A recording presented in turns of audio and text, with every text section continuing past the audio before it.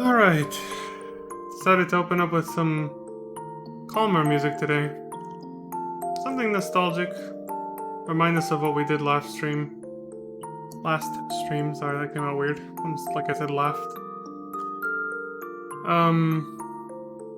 Because as I predicted at the end of last stream, more thoughts came to mind that I wanted to express.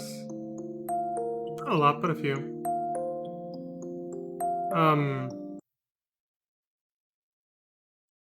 One second.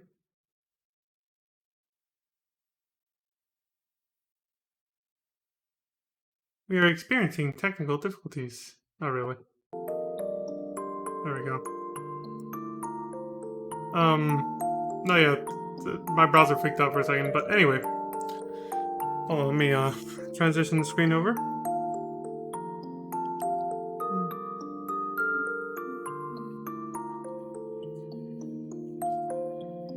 Okay, there we go.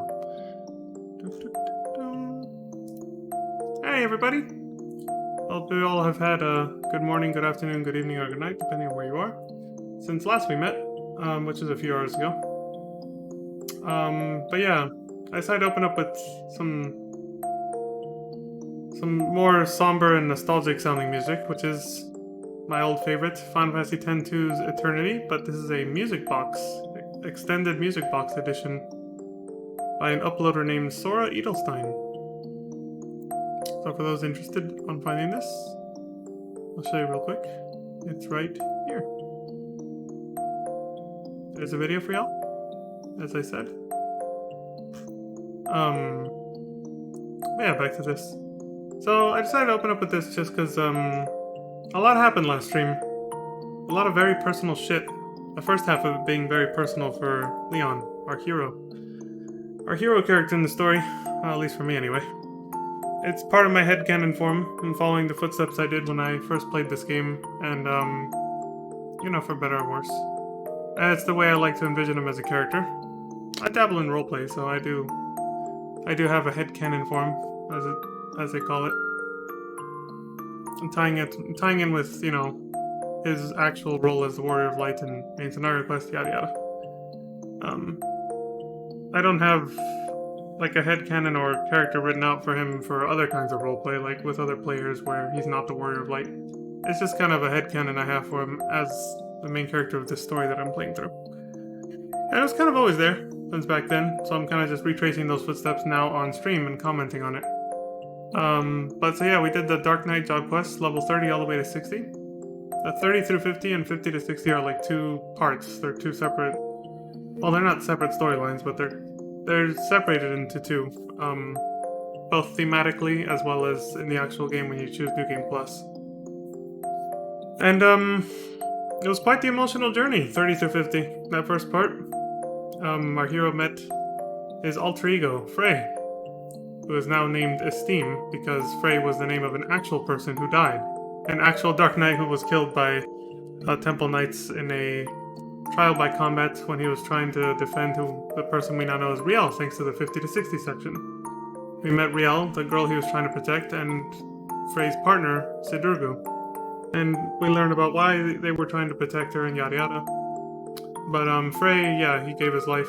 He died. He was Sidurgu's partner. Now he's resting in peace. We found his corpse and took his job crystal before we even met Sidurgu and all that stuff. And then it brought out our dark side. Leon's dark side, his alter ego. Whom was already there, lingering in the background for quite some time. According to everything that happened later, well, we all have a dark side that's always there, right? And just waiting for the right catalyst to trigger it. That moment when you snap, when you've had enough of things that stress you out in life. And yeah, it was quite a sad and emotional internal struggle, essentially. Literally an internal struggle. Where Leon's dark side wanted to take him over and say enough was enough. Didn't want to be the errand boy of the Scions or anyone else anymore. Got tired of not being appreciated for all the hard work he puts in and the sacrifices he puts in. Well, the sacrifices he makes, sorry. Putting his life on the line, fighting primals, and taking other humongous risks for the people of Eorzea who may or may not take him for granted and probably don't always appreciate him as much as they should. That's what Leon was noticing, and he was getting tired of it. the stress of it all was getting to him, and so that's why his dark side finally came out. Especially with the help of Frey's Dark Knight Job Crystal, or Soul Crystal to be more lore friendly. Frey's Dark Knight Soul Crystal brought it out in him, and he almost took over. Before we fought against ourselves, what did Leon say? Everything up till now has been your story, but everything from here on out will be my story. And then we fought to the death. And during the fight, he said, you know how ridiculous you look to all these people right now?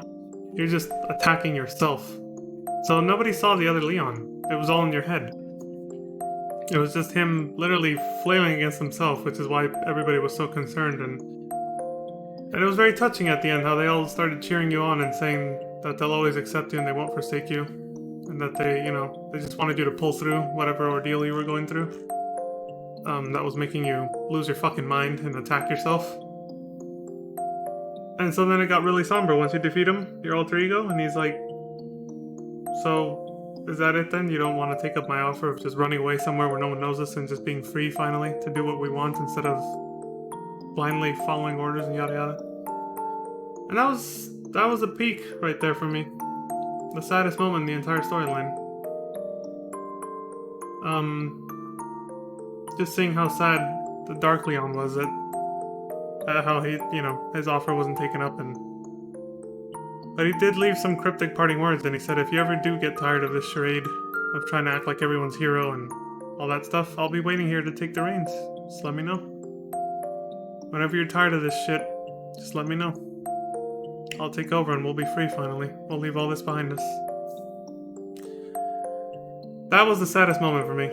That's why I'm reminiscing about it now and talking about it, but in the 50 to 60 quest line, Riel was being hunted by Temple Knights, and we found out that she was branded a heretic by her own mother, who was part of the Holy See, and part of House, the lead of House Colonnant, or something like that. And it was because she was tricked by her now late and ex-husband into marrying and, having a kid with him only to find out he was actually a heretic. And so her religious fanaticism and her, duty to the Holy See came at first. And so she started seeing her child, Riel, as a heretic because of the father, that she found out only after they had the kid was a heretic. So she went totally crazy and tried to kill us, and mostly to kill Riel.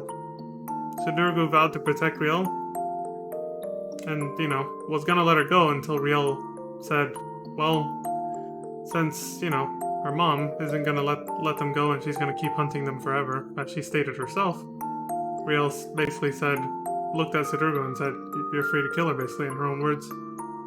She wished peace upon her mother, hoped that she finds peace in death. And that last moment, right when Sidurgu, this is something I forgot to comment on during the actual stream last time, was that last moment when Sidurgu was gonna chop off the chick's head. I forgot her name now. Riel's mother, basically. Right as he swung, it went into slow-mo, and as the blade was reaching her neck, she turned to give one last look to her daughter, Riel, and the psychotic look on her face disappeared for that last moment, and she just gave her a loving, motherly smile. God, that was heartbreaking too. I choked up quite hard at that part too, my first time through, almost 2 years ago now. I was just like, damn, it's just one thing after another. The Dark Knight storyline, it's really dark. It lives up to it, they sprinkled some lightheartedness with the Mughals there. Which I see that I found out some people didn't appreciate too much. They're like, what's with these, why are they putting these cute little fluffy Mughals into this really dark, serious storyline? It's just like, well, they were just trying to add some humor to it. Sidurgu got so pissed off at having to deal with the Mughals. But then, in the end, it was very relevant to the story. They taught him something important he wouldn't have found out otherwise. And it helped improve his relationship with Riel. What he found out was that if you really want to harness the power of Dark Knight, the power of the Abyss, the darkness within you, the power comes from within. It comes from passion. Whether that's hatred or love. In their case, they were saying love with this storyline, but really they were implying it just needs to come from passion. Because hatred and love are both forms of passion, and they're very closely related, seeing as how the same parts of our brain light up for both of them. Hatred and love, I mean. But yeah, in this story they went with love. The strong desire to want to protect something or someone. That will stoke the fires of your passion and bring out your dark side, the abyss, and make you that much more powerful. Having to have something to protect. Something you truly want to protect. Not just because someone told you it's your duty, but because you really want to. It's in your heart. So yeah, we learned a lot on the Dark Knight storyline. It was, again, my favorite job quest storyline, and lo and behold, as we also discussed, Yoshi P liked it so much, he promoted the writer of that story to be the head writer for Shadowbringers and Endwalker, so that's saying something. But yeah, that's pretty much it. That's a recap for last time. Again, that's why I chose this somber little nostalgic music, FF102's Eternity Music Box Edition, which is fan-made, the music box version. But yeah, that's the recap. Let's get back into the game now, shall we? Continue from here. Oh, and I forgot to show off the Dark Knight glam, the level 60 glam. I was still, I was talking to Crimson, but also, still had a lot on my mind about what we went through with the Dark Knight storyline. But yeah, I'll just show that real quick, and then we'll get right back into main scenario quest. So, let's do it, shall we?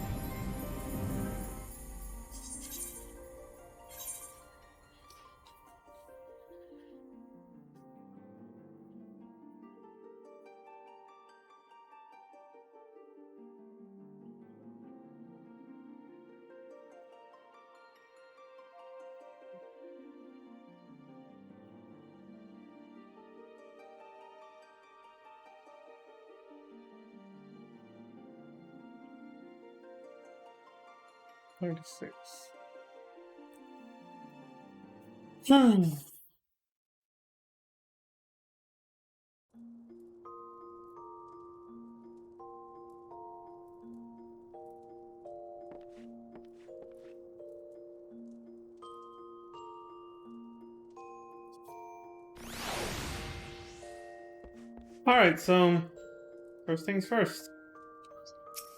The glam. The level 60 glam. I think I put it right there. It is. This is with the helmet. I'll show this off first. There you go. I suppose I should show the...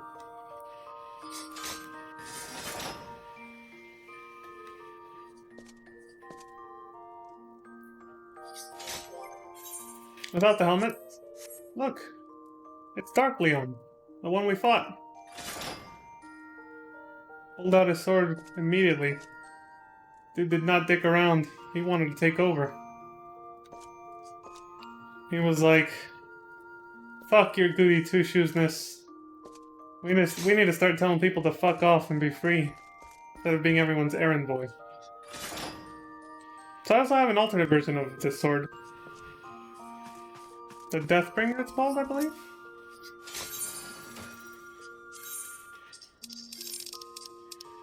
Yes.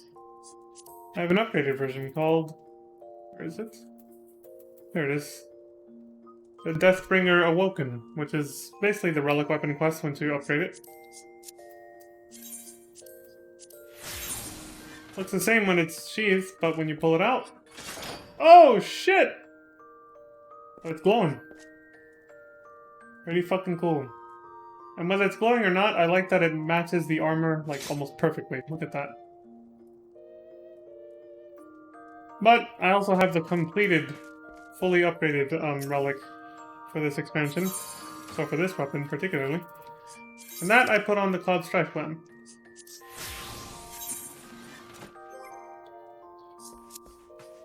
Which is this. It's called... What is it? The Chronos Lux. Oh, shit! Now that's dark right there. That one I feel doesn't fit the other armor too well. The level 60 glam, so I just put it on this one instead. Unfortunately at this level, yeah. like at this stage, the final stage of the weapon, it just doesn't. It doesn't quite match that armor as much anymore. Not as much as the first version, you know?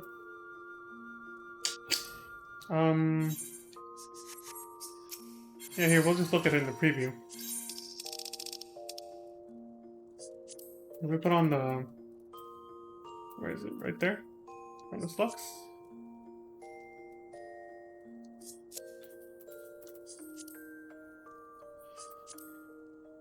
Like, when it's out, sure, it still works. But when you have it sheathed, look at the contrast in the colors. The color scheme no longer fits at that point. See that? So, that's why I have it like...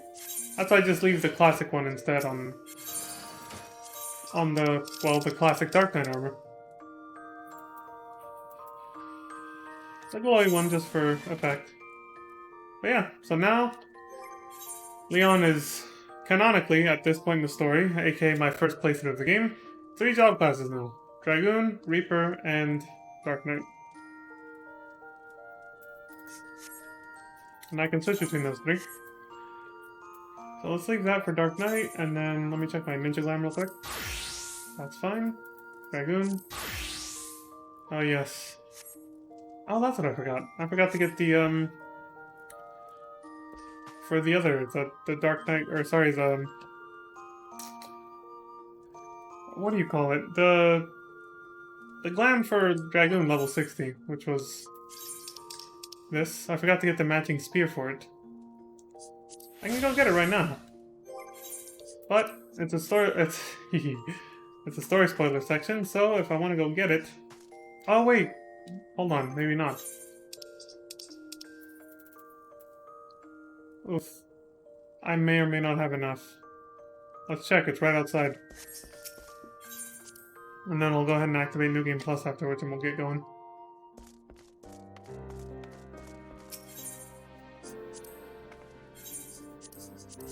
Okay. You, I think. No. Here? No. Is it you?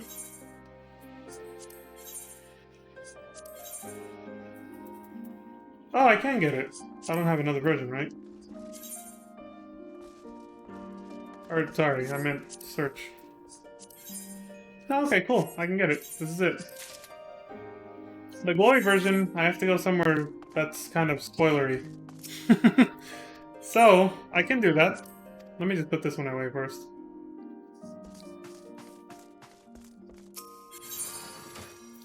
I can do that, but just give me 1 sec. Where is it? Oh, to put it in the damn dresser first. What the fuck am I doing? There we go. Let's forget the damn button for that. Let's see where it is.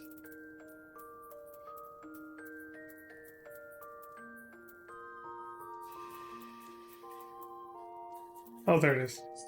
There, this is what's supposed to go with this armor, technically. So now we look exactly like the Warrior of Light from the trailer for Heavensward. At least at the very end, anyway. This is the spear he whips out. This is the armor he puts on, and helmet that he closes. So there it is. Now again, the glowy one. Well, you know what I gotta do. We do... Where is it? What if I do this? Yeah, that works. Okay, so I do this. Mute this. And then we put on this music.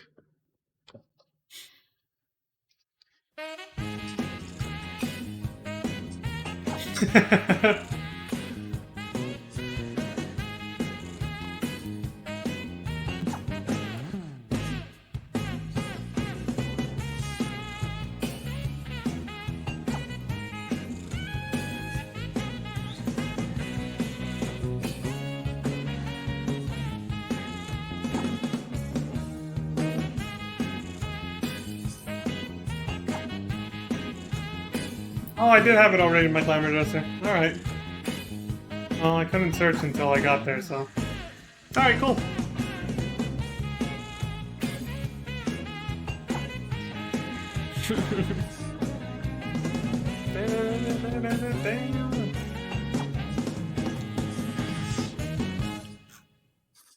And we're back, baby.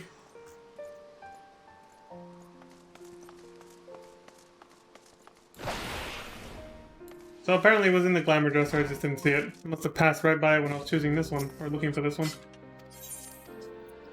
But yeah, let's go ahead and set that up, and then we'll move on.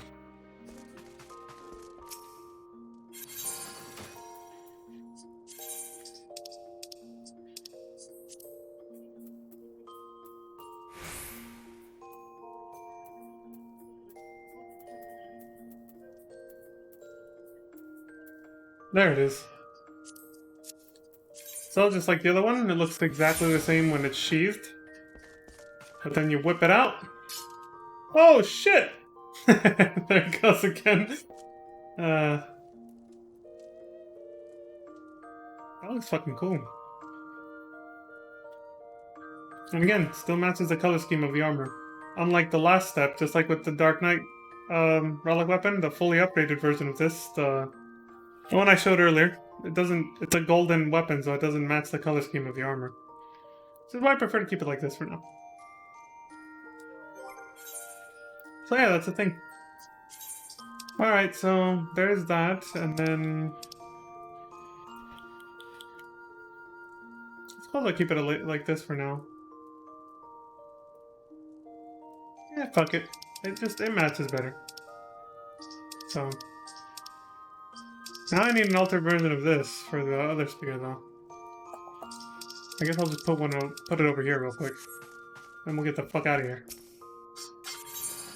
Because for certain parts of the story, I'm gonna want to look a certain way, and for other parts I don't. I want to look a different way, so... In this case, where's the... There it is, that spear.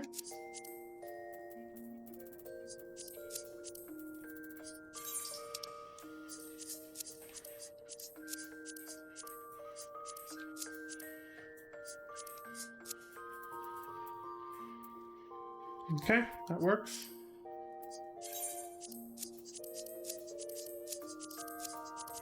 Alright, done. Let's get the fuck out of here.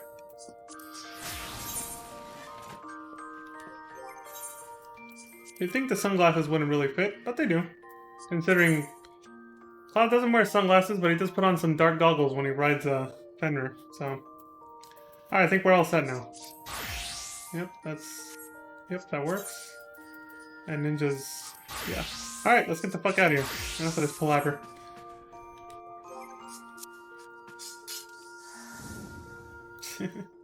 I just like how it opens up. Well, actually it doesn't open up, it just glows with a dragon thing. Okay, I always thought it opened up the actual metallic part, but no, it doesn't. Alright, let's get the fuck out of here, shall we?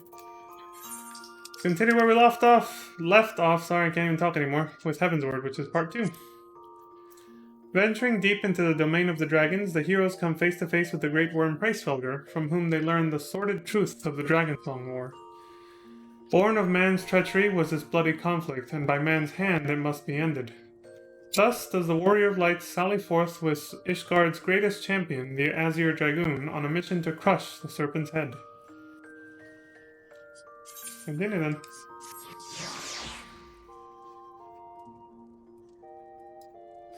And I am actually going to turn on my ceiling fan real quick because it's fucking getting hot in here.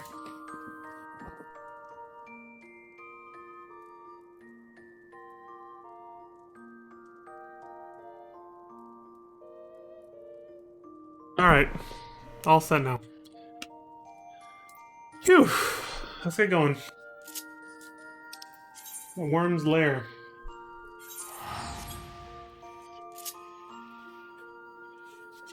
So see, the jaw quests didn't take that long this time around. They're definitely a lot more brief than A Realm Reborn's job quests and class quests, which I feel were incredibly long. Just goes to show, again, how much filler there is in Realm Reborn.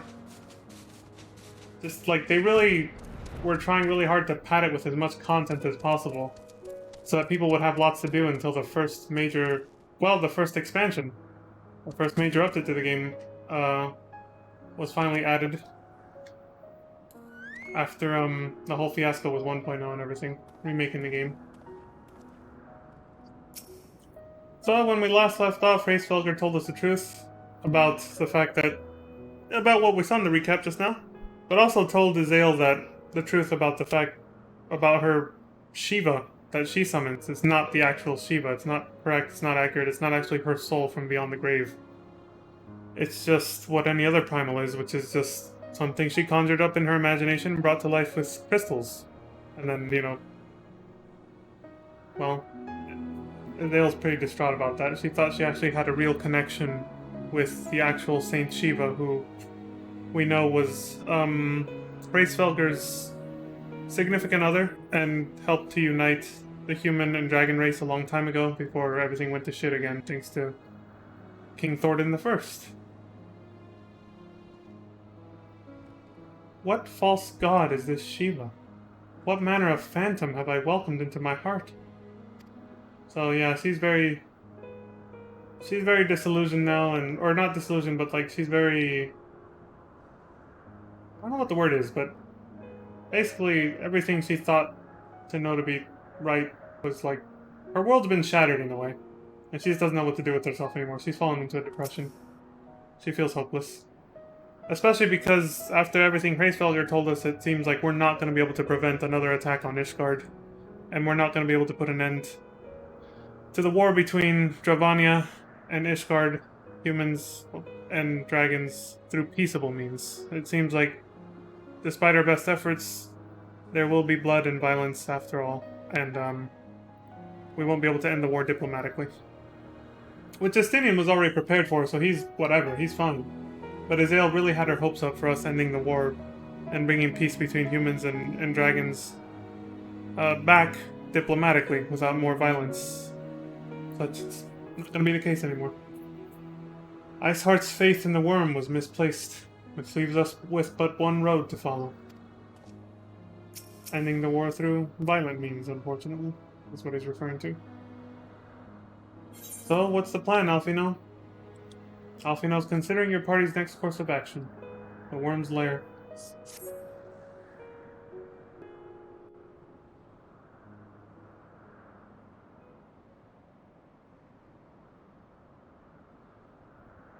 Well, what do you propose we do now?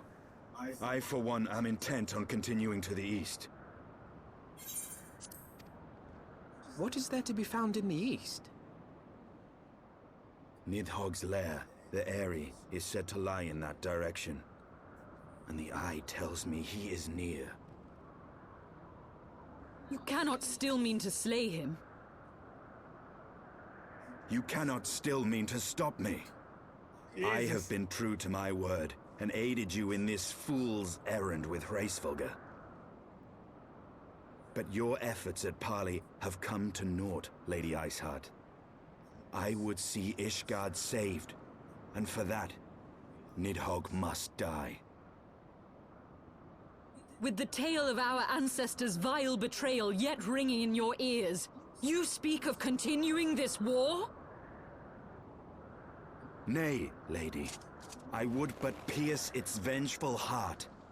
When Nidhogg dies, this war shall die with him. A moment, Justinian. You yourself spoke of the Great Worm's strength, that you believed him powerful enough to raise your city to the ground. How then are we few to challenge him? Even behind the stout walls of Ishgard, with an army of knights manning the defenses, our victory would be hard won. Yet you propose to contend with the beast in his own lair. In close combat, this will afford us an advantage. And with two Azure Dragoons working in unison, who can say what might be possible? But such speculation is meaningless if we cannot even find the worm. Our first task must be to seek out Nidhogg's lair. The story of this nation grows bloodier by the moment. Must death always be answered with more of the same? Such is the way of things, I fear. I shall consider it a miracle if mine armor is not stained crimson ere this conflict is ended.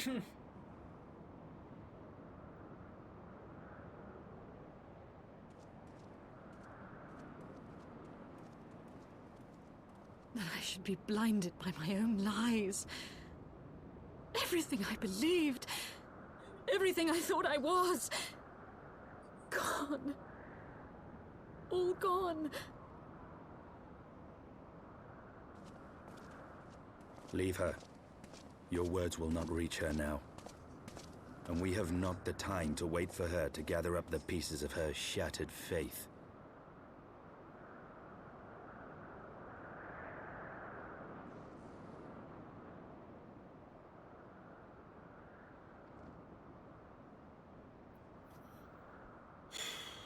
Poor Zale. My heart really does go out to her.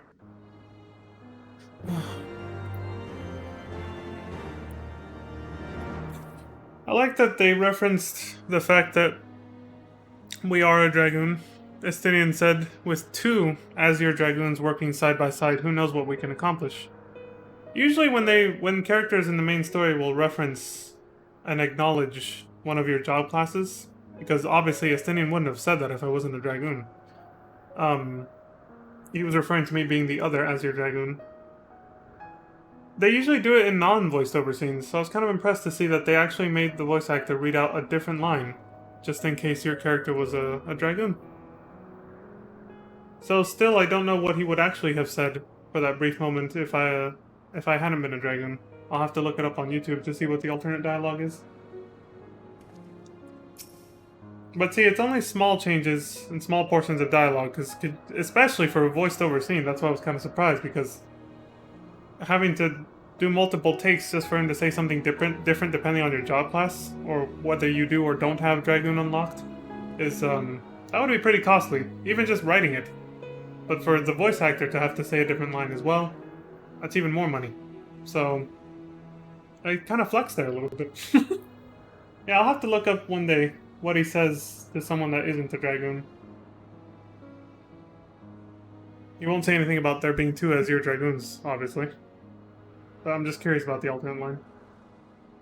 Oh, see, I already said that before.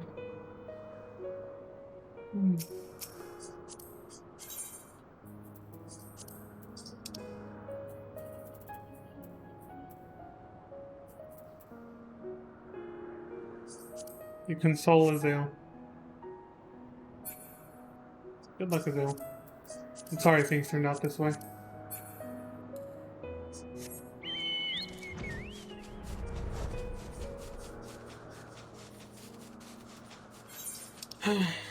It's pretty sad. We gotta leave her behind, because she doesn't have the will to go on anymore.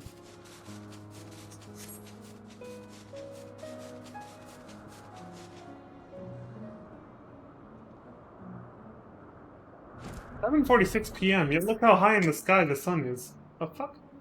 Oh wait, that's local time. I forgot to turn that back on. I was like, that doesn't make any sense. It's 9:15 a.m. That makes more sense. Fuck. Here. So there's less clutter. I think I turned it on earlier just for something. I can't remember why. More assholes waiting for us. Great.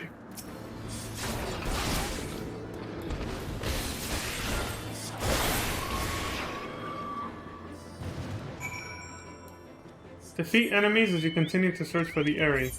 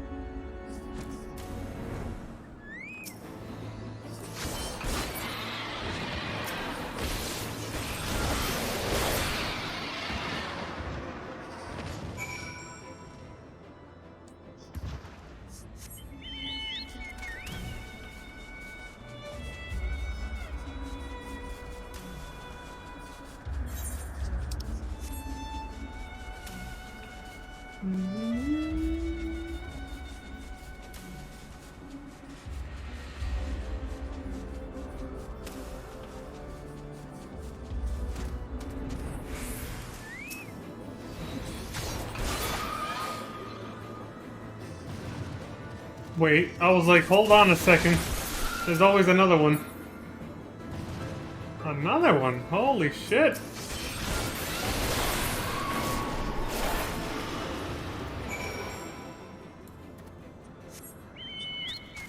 Speak with Estinian.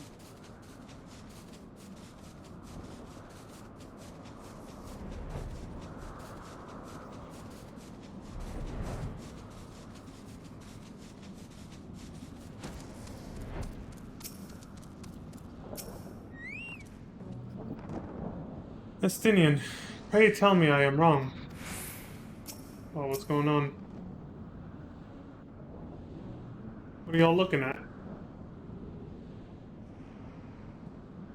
Is that it?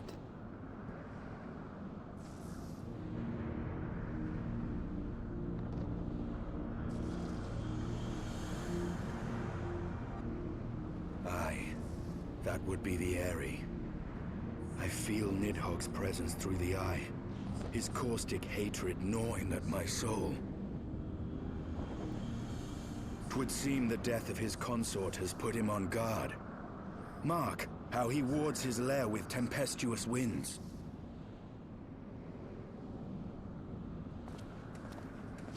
A similar barrier once barred our entrance to the Primal Garuda's domain, until we discovered the means by which it could be penetrated.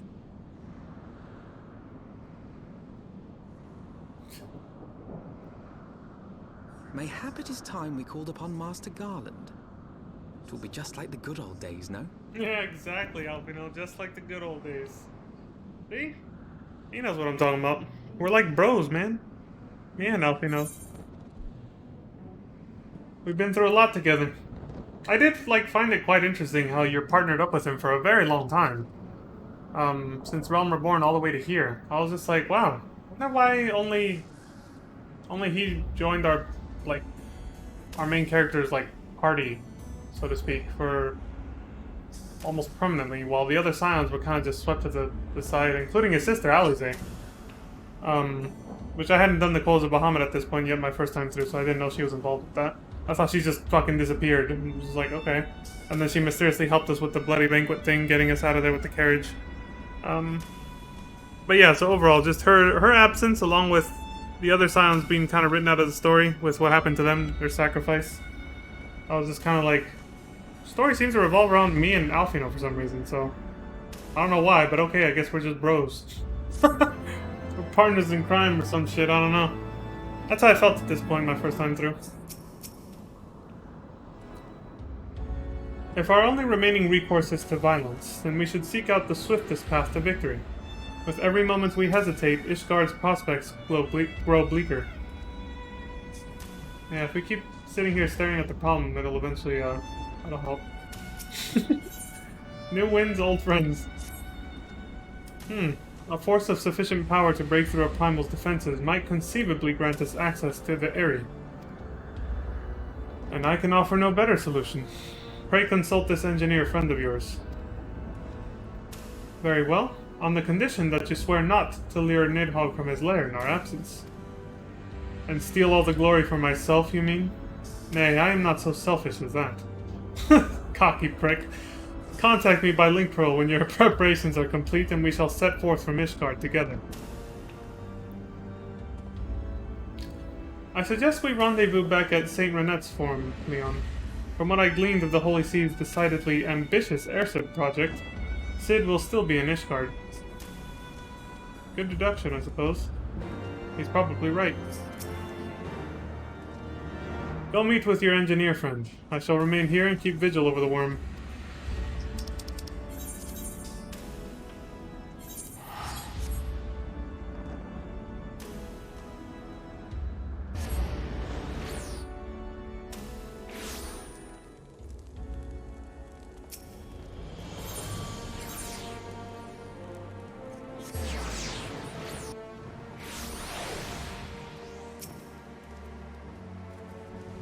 When last you saw Master Garland, he was advising the Ishgardians on their ailing airship, correct? In that case, he might still be at Camp Cloudtop. Failing that, could try the airship landing, or mayhap even the Skysteel manufactory. But let us not waste time searching aimlessly. Someone in the city is sure to know where to find him. The question is, who? Sir Emmerich would seem the obvious choice, but there is no guaranteeing he will be able to grant us an audience at such short notice. I added such there, my bad. Ah, I have it. Count Edmont's youngest son prides himself on knowing all of the Holy See's juiciest rumors. Let us return to the manor and see if Lord Emmeline is about. Oh, that's right, he's kind of a gossiper, isn't he?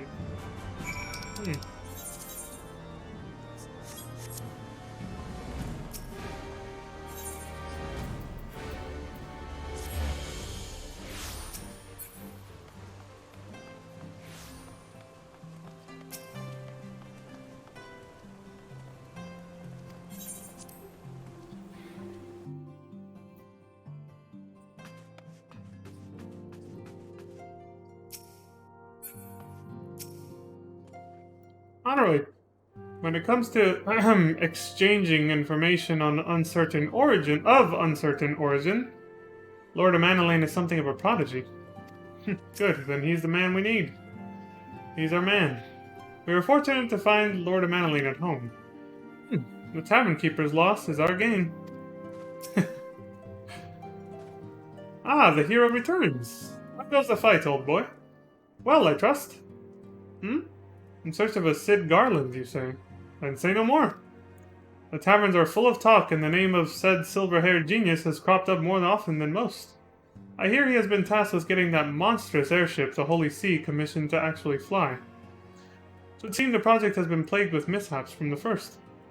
In any case, Garland Ironworks employees are known to frequent the airship landing, and all wages our master does too. The airship landing? Yes, I thought as much.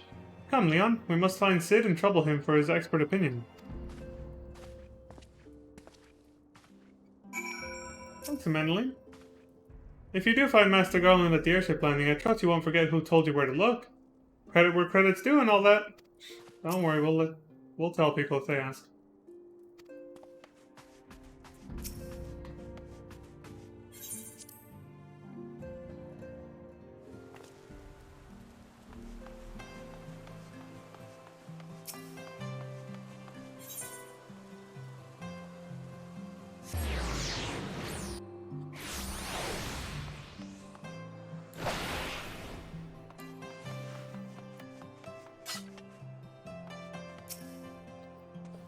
Sup, Biggs and Wedge? Excuse me.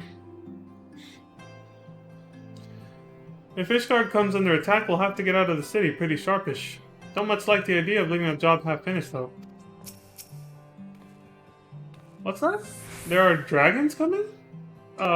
Sorry. Can't talk now. I have to finish this job and get out of here.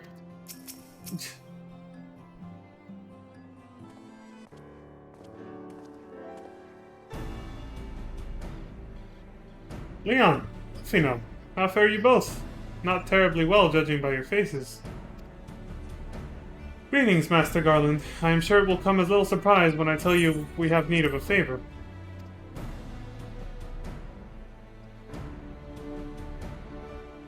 Tell him the whole story. Another wind barrier? And you say it was conjured by Nidhogg? Yep, looks like it.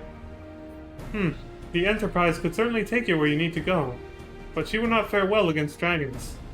She's agile for a ship her size, but not that agile. The Dravanians would fly rings around her. And if they took it into their heads to incinerate the rigging, there would be precious little we could do to avoid them. But there must be something we can do. Some manner of weapon we could employ? Estinian stands vigil at the edge of the churning mists, but we do not know how much longer. Alright, I didn't say it was impossible. I said it was impossible for the Enterprise. We need a smaller boat. Oh, wow. Biggs, Wedge, it's time we gave that new toy of yours a proper field test.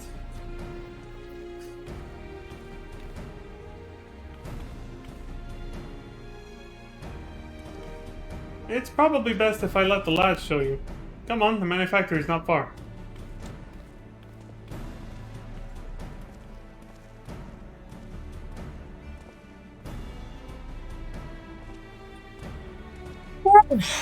Excuse me. Went to sleep at a good time last night, but the quality of sleep was not so good. I think I was still too fucking full from the food I ate.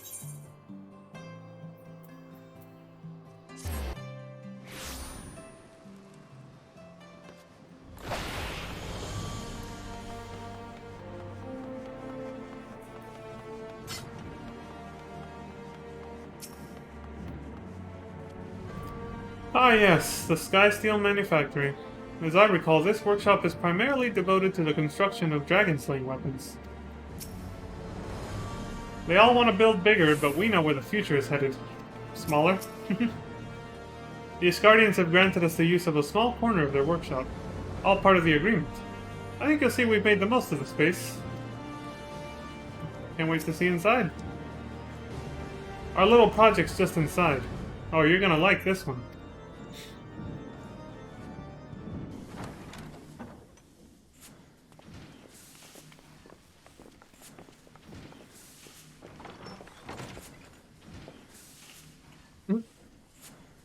Feast your eyes upon our latest and greatest feat of engineering. We call it a mana cutter.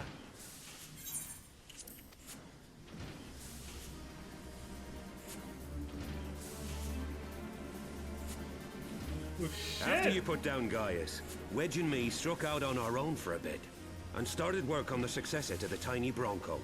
He looks slick as fuck. Impressive little thing, isn't she? My talent for ship design has plainly rubbed off on us. Of course.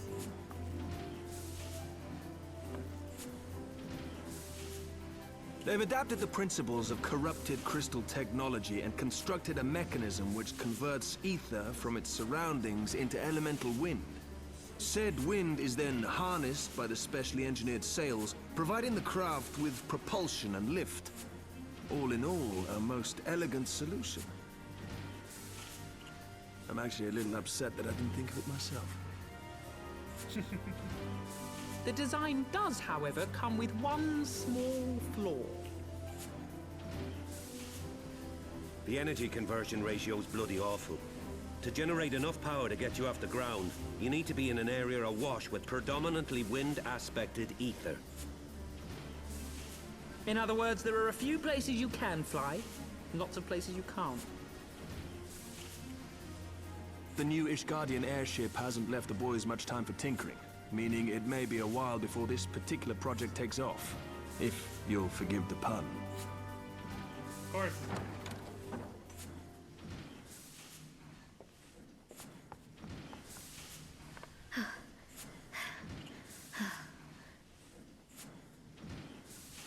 Tataru, what's happened? I've been looking all over for you. There's been word from Ulda. It's about Her Grace the Sultana.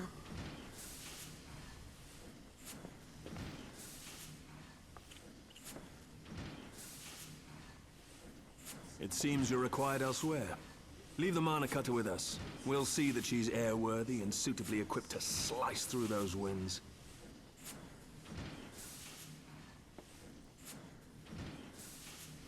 You, meanwhile, should concentrate on providing Raoban and the Sultana whatever help they need.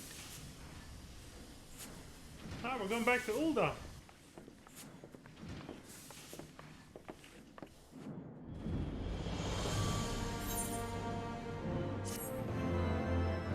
It has been a while since we were back there.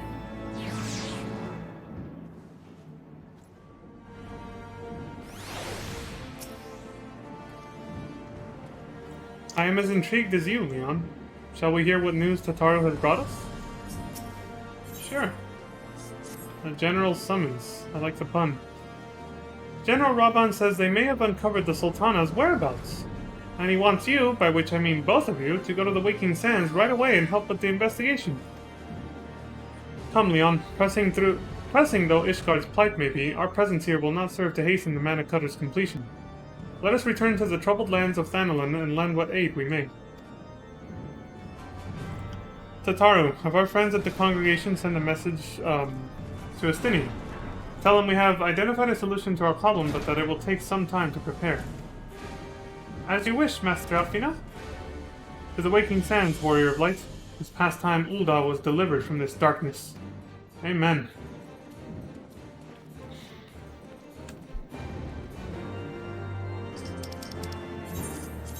My lust for revenge is gone after we rescued Raban.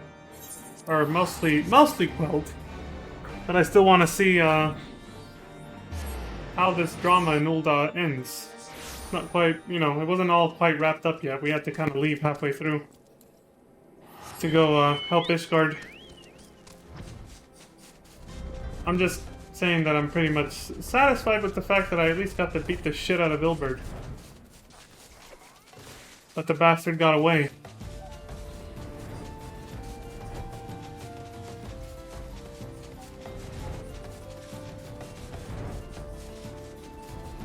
The bastard got away. Hope we can find him so I can kick his ass again.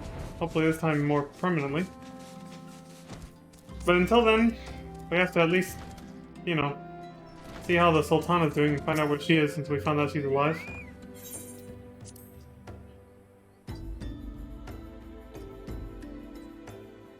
Shit. Oh, fuck. Yuri, waifu! Ah, back in action. Thank you for coming. No thanks are necessary, General. I trust your recuperation continues apace. I cannot complain. Thanks to Higiri and her ministrations, I've regained much of the strength I lost during my imprisonment.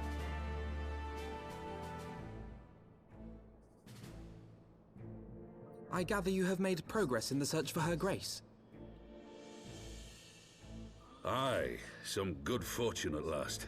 A few days past, Dulala informed us that a sizable shipment of alchemical supplies had been delivered to the palace.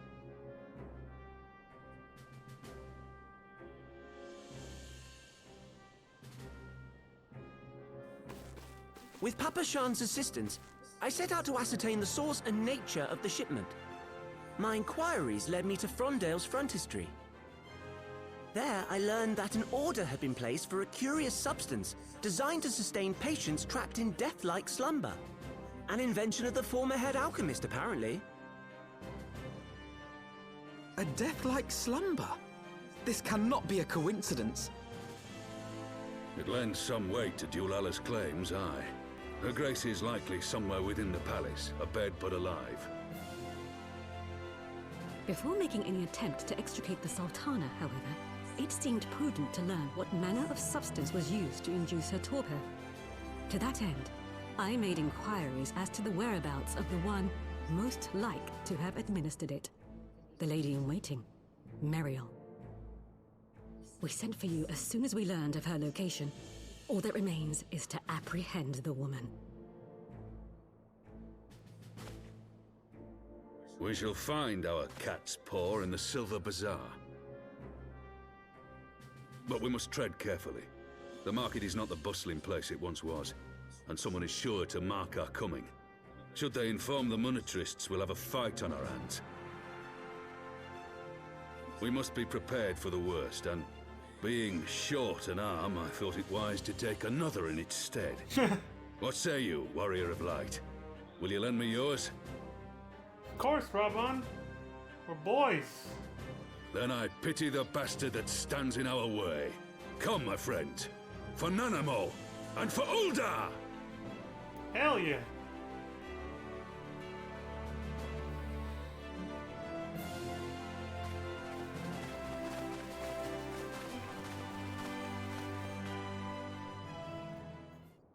That was a great shot of Raban there at the end. It's great to see him restored from his fallen grace, you know? If one had chosen to entrap the Sultana in a death-like sleep rather than slay her, then one would surely also know of a means to rouse her from said state. There must be an antidote to this poison. Our target is Meriel, the Sultana's former lady-in-waiting, a woman of Midlander heritage. I am told the two of you have met. Yeah, she was there when... Anyway. Our sources indicate that she left the palace shortly after the incident and quietly rejoined the dwindling population of the Silver Bazaar. I suggest we begin by questioning the market's residents and confirm that Meriel is still in hiding there.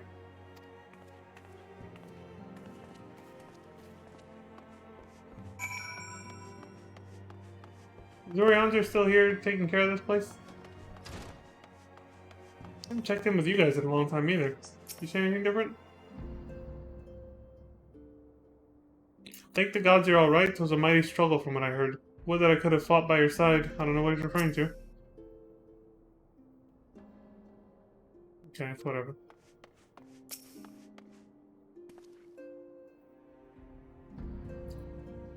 As one age endeth, and another doth arise, so do our struggles wax and wane. What wouldst thou ask of me? Okay. Nothing relevant.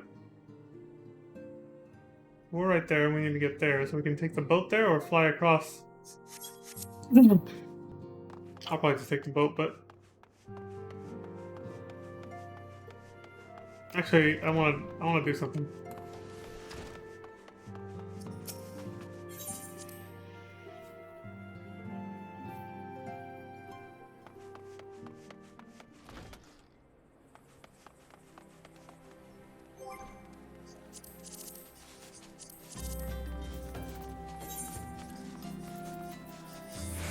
I need this real quick.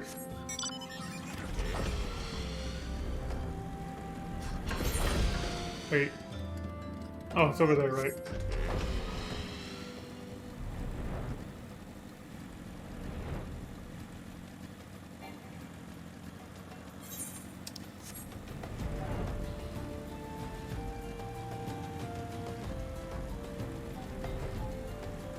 So, I could use the ferry here, and it would take me straight across to where we need to go.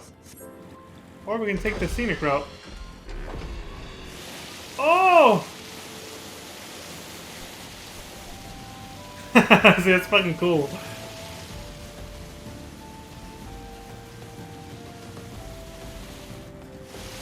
Like we're riding on the water. Traveled across for free. Aha, fools! Mariel? Ah, she's here. Left the city for good, she says. Barely leaves her house, though. Hmm? It's the one closest to the market entrance. Okay.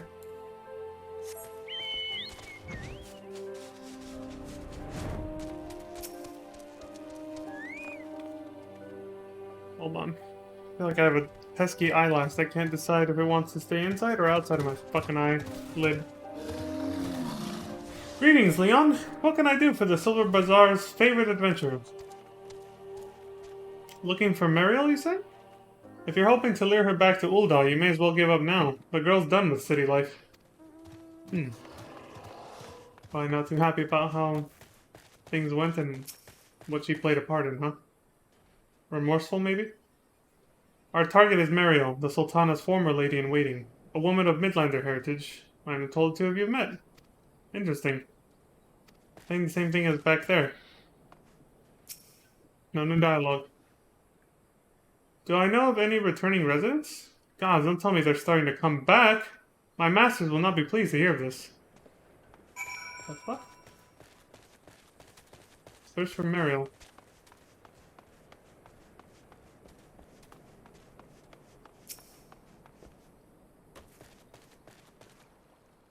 God damn it, where is she? I will tear this place apart if I must.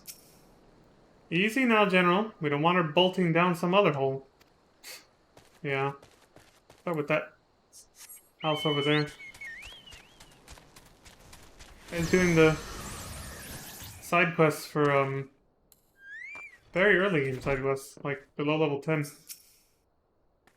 Oh, I think I found her.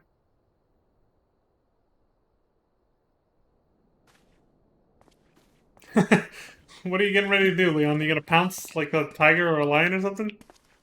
He's like... Oh, she's pissed. Wife, will you agree? Alfina? You are Mariel, the Sultana's former lady-in-waiting?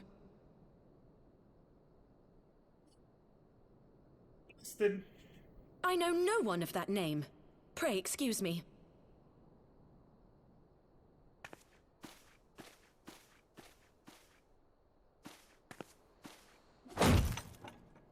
Oh, shit!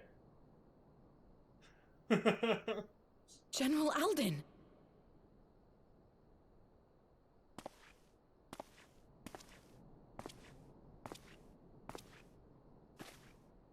Oh, she's cornered now. She's scared shitless. Yeah, she had glasses on last time. The chick who poured the wine for the Sultana. We will have the truth from you, girl.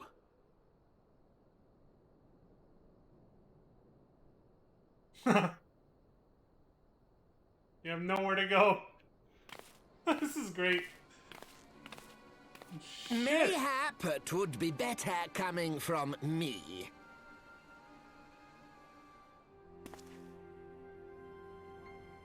Raban, don't slice his head off yet. Lonorito, you'd best talk fast. Hold your horses. Let's hear what he has to say. As you know, Teleji Adeleji's Cartano reclamation bill was no more than a facade. A means to get his grubby little hands on that Allagan monstrosity Omega. When he learned of Nanamo's intention to abdicate, however, he was forced to amend his plans. Suddenly, assassination seemed the most promising way to further his ambitions. I am told Teleji had discovered a maid in whose veins ran the blood of House Thorn. A new, more pliable puppet to sit the throne. 'Twould have caused an uproar, of course, but few could have contested her claim.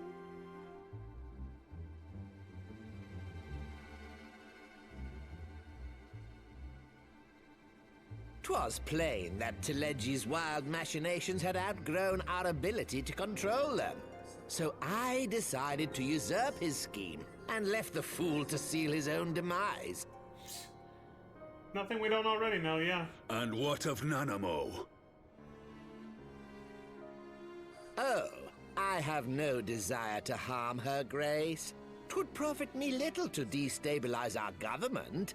Thus did I employ young Mariel here to administer a potent sleeping potion in place of a poison.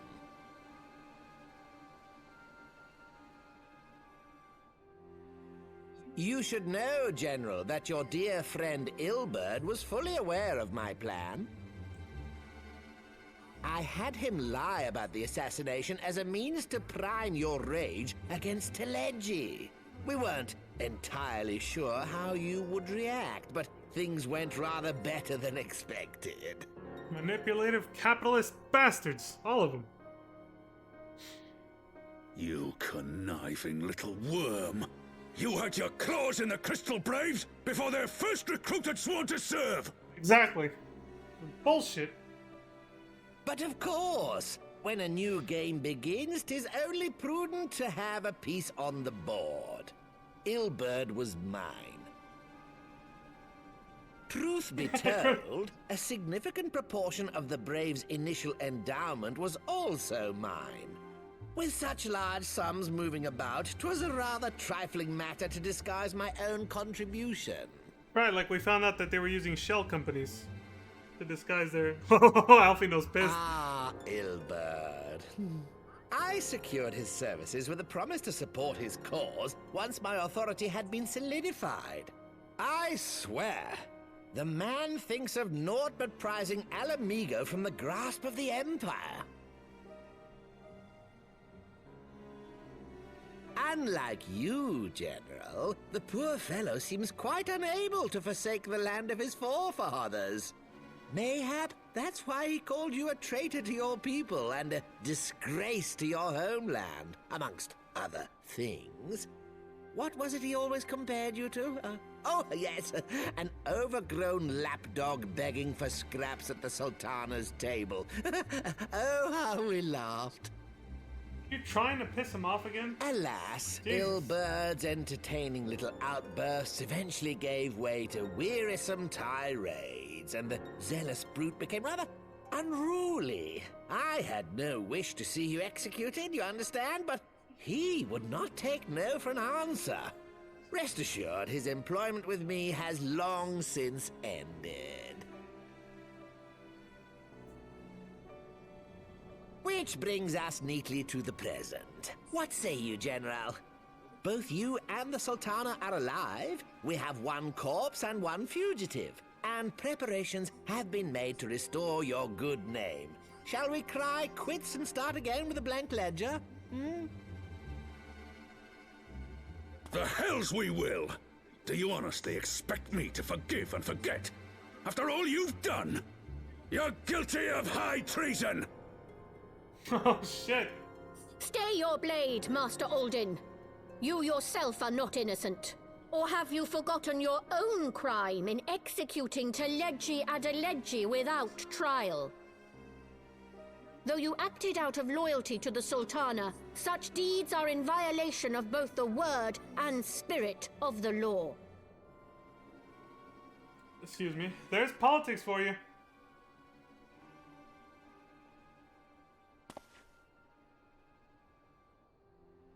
If you would, Lord Lolorito?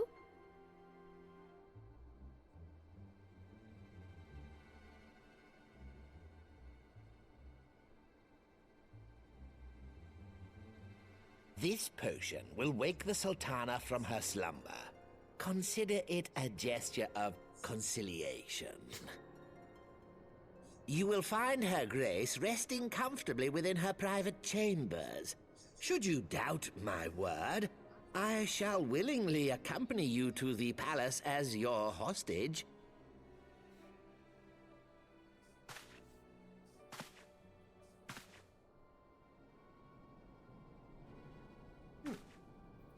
Almost sneezed.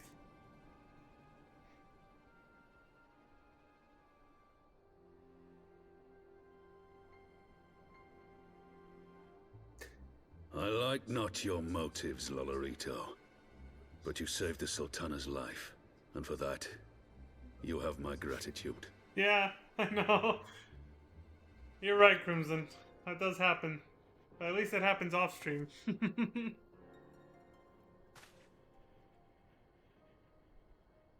Sneezes are loud. I do it to spare the audience their ears. Rauban Aldin, you are hereby reinstated as General of the Immortal Flames.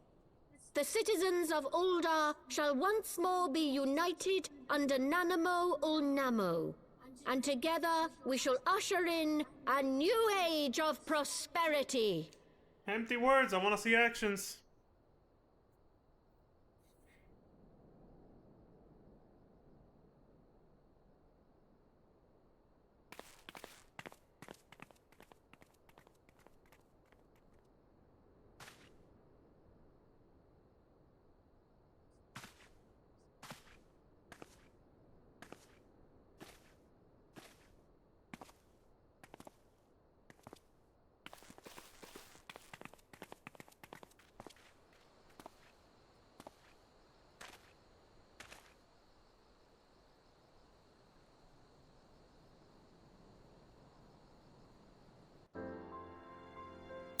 Well, that was quite something. Yeah, I like what you said when you came in, Crimson. Better than expected. I lost my arm. Yeah, it went better than expected for Lolorito and his cronies, but not for Raban. He lost his fucking arm to that overzealous Ilberd, and now Ilberd's not even working for those guys. He's on his own. But yeah, feels bad, man. Not quite the resolution I had hoped for, I will say, but I also wouldn't think the Syndicate would go down that easily, so kind of didn't surprise me either back then. You had killed the one you served. Ah, pray excuse my mutterings. I was reminded of a line from an old poem. I think I simped for Yugiri almost as much as Kane Senna. By the 12, I feared Lord Lolorito's arrival would herald another bloodbath. Little did I suspect that he of all people would gift us the means to rouse the Sultana. Yeah, I know. Raban did look like he was about to chop his head off, too.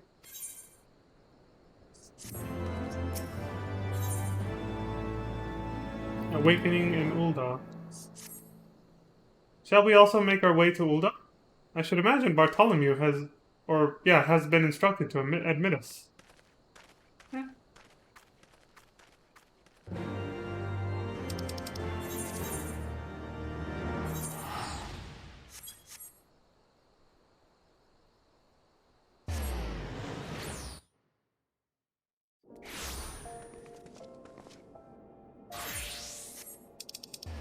Royal Promenade. Chamber of Rule. Hold on, I got an idea. Since we're back in Ul'dah, and we're not being hunted like animals anymore. Pepe laugh. Sometimes you run into funny situations here. I've said it before. There's one. Somebody crafting right there. Interesting.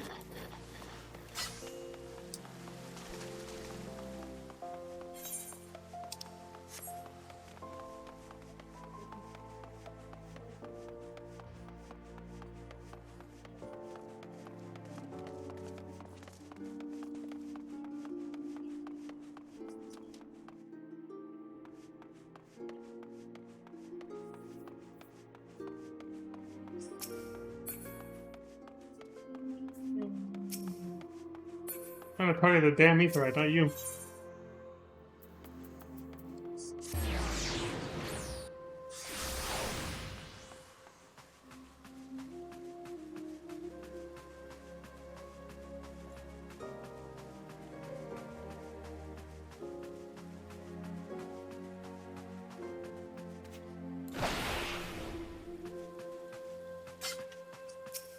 Bison. I mean, Yugri. I hope Lord Lolorito's potion is as effective as he claims. It would appear that the Syndicate has moved swiftly to clear our names. Bartholomew, for one, does not seem remotely surprised by our presence here. Like, was he in on it? Flame General Raban mentioned you might be coming. Please, this way, if you will. Yeah, he's not at all surprised by anything.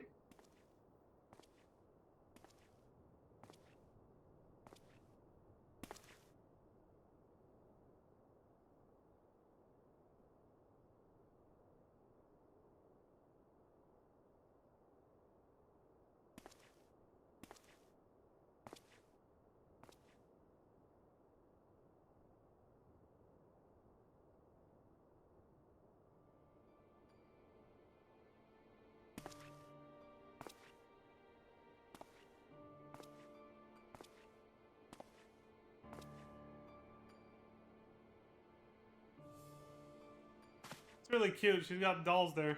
And Chocobo Chick and Moogle.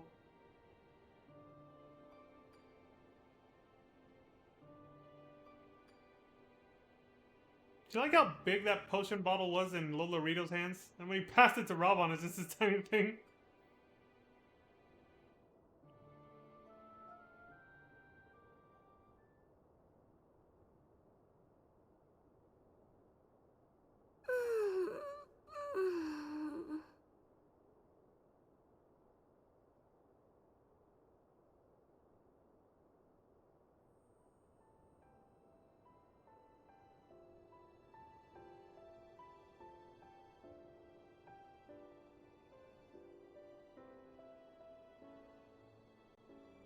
I was having the longest dream.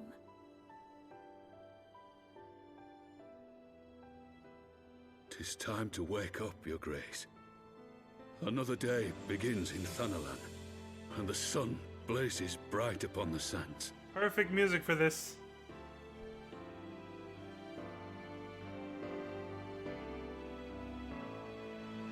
Twilight over Thanalan. No Uematsu putting in work. That's a 1.0 song, too.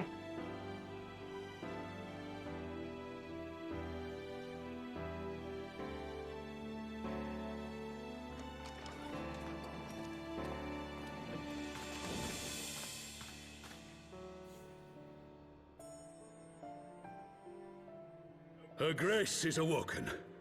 The palace physician assures me she's none the worse for her slumber.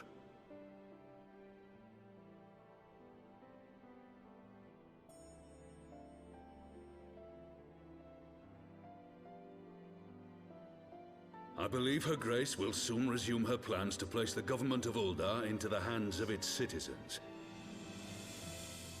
Whatever path she chooses to take, I shall walk it with her. And we shall tread slowly, lest the nation be unsettled in our wake. Exactly.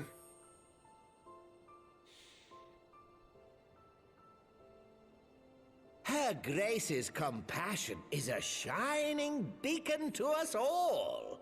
But What our city truly thrives upon is competition.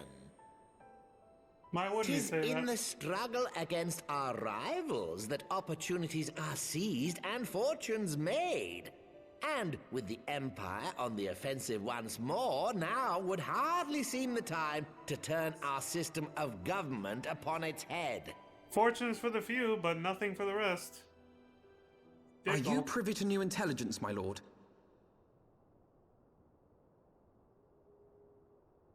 I would hardly call it new. Remind me, what was the name of that enormous Imperial warship which met its end in Mordona? Wait, I have it. The Agrius. Yes, well, 'twould appear that the Garleans have been hard at work on another such vessel. How close are they to completing this ship? Is it operational? Its maiden flight was a success, I hear. I should imagine Emperor Varys is eager to see how it performs in battle.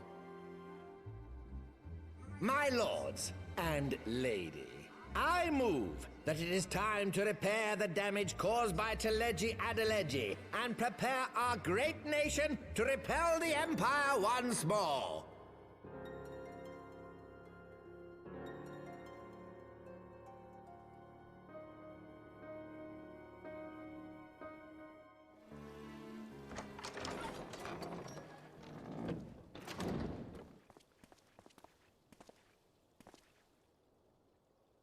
"'Tis well that the Sultana has awoken. The Syndicate yet needs to put its house in order, but 'twould seem the worst of the confusion has passed. Uldar has taken control of its future, and I must do the same.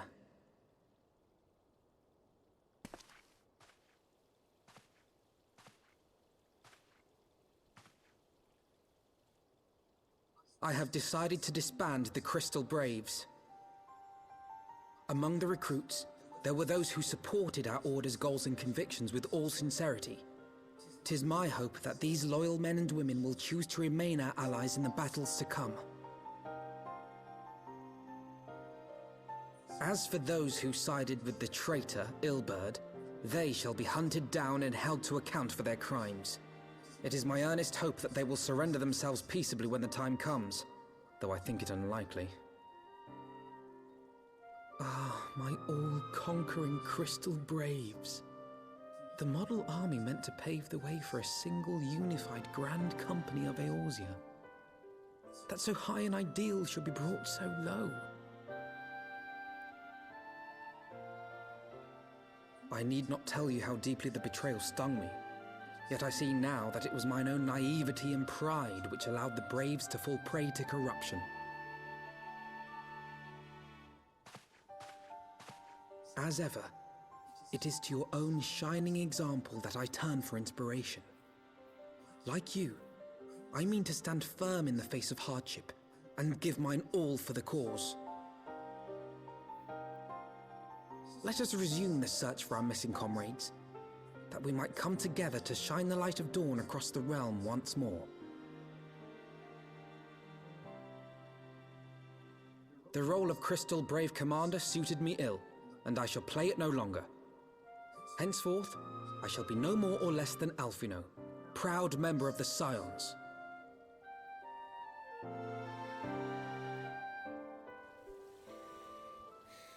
Well, he found his new resolve. Good for him, eh? Also, it shouldn't be surprising. I wasn't able to comment on it too much because I don't want to interrupt the cutscene or whatever, but it shouldn't be surprising that Lolorita would obviously be like in favor of keeping a system based on competition, because that's the system that's rewarded him. 9 times out of 10, people will defend whatever system rewards them. They'll stand up for it, so of course that's what he's gonna say. He said, that's how fortunes are made, but I was just like, yeah, but only for you and a few others, and then what happens to everyone else? They end up in poverty and destitution. It's just like... But that's just the way people like that think, of course. Again, I've said it many times before, a value system disorder. It is what it is. People will, will try to justify it any way they can. You see it on Twitter all the time, too. When you go on politics and shit like that. Obviously, people who have made their fortunes and succeeded in this system will defend it to the very end. Because they know of no other that would perpetuate their kind, so why would they want to change it? Or why would they want it to change? But yeah, same old story. You know how it is. I'm blessed to speak thus of mine inner turmoil. But the fact remains, there is no man alive in whom I would rather confide. Were it not for your shining example, I might never have emerged from beneath the pall of my despair.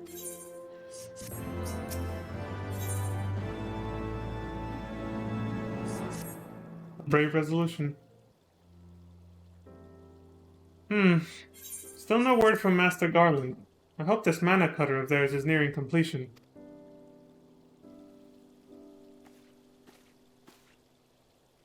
I am assured that her grace will make a full recovery.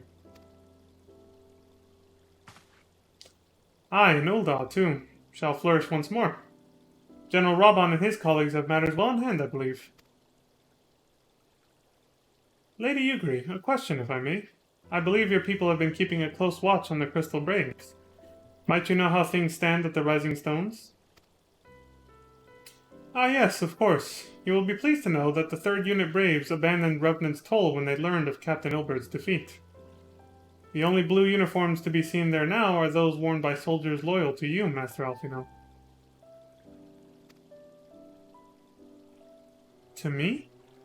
I see. I am grateful to hear that at least some of our members were true to their oaths. Ere we return to Ishgard, I must go to the Rising Stones and thank these stalwarts for their service. It shall be my final act as Crystal Brave Commander. Will you join me, Leon? You were there at the company's inception. It is only fitting that you be present at its end. And I would appreciate the support. Yeah, it's such a shame it was so short-lived. But again, thanks to that very same system of competition that Lolorito was talking about just now, it got infected quick by the winners with their deep pockets and corrupted immediately.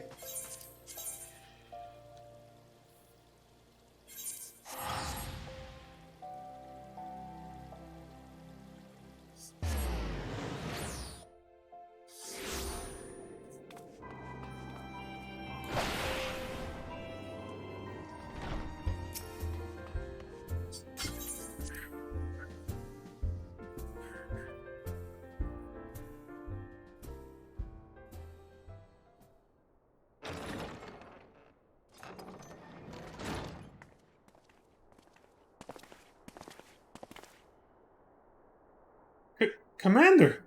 You're alive! Thank God you're one of the good ones, Elian. And Leon, too! I knew you'd scrape through. Good to see real. My splendid Crystal Braves, I have wronged you. All of you. My promises of glory and salvation have brought you naught but blood and betrayal.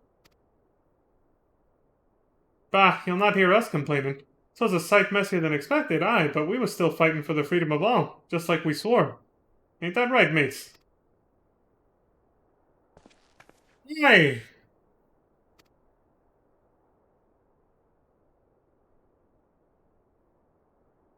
You humble me. I am truly blessed to have such steadfast comrades. It is with the most profound regret, then, that I must... That's enough of that, Commander. We know what you've a mind to say, and we ain't having none of it. Oh, shit! We've talked it over, see, and we're all agreed. You can take our uniforms and strip us of our ranks, but we won't be no less of a company. But the Crystal Braves, even if it is only 5 of them. The Crystal Braves may be finished, but the ideals upon which the company was founded live on. They bind us to each other, and to you. Commander, Alfino, our minds are made up, so you may as well get used to it. Let us help the Scions. Let us help you find Menphilly and the others. Our ragtag little group of, minions, or buddies, I guess now. Can't call them Crystal Braves anymore. My friends, after all that has happened, I know not what to say.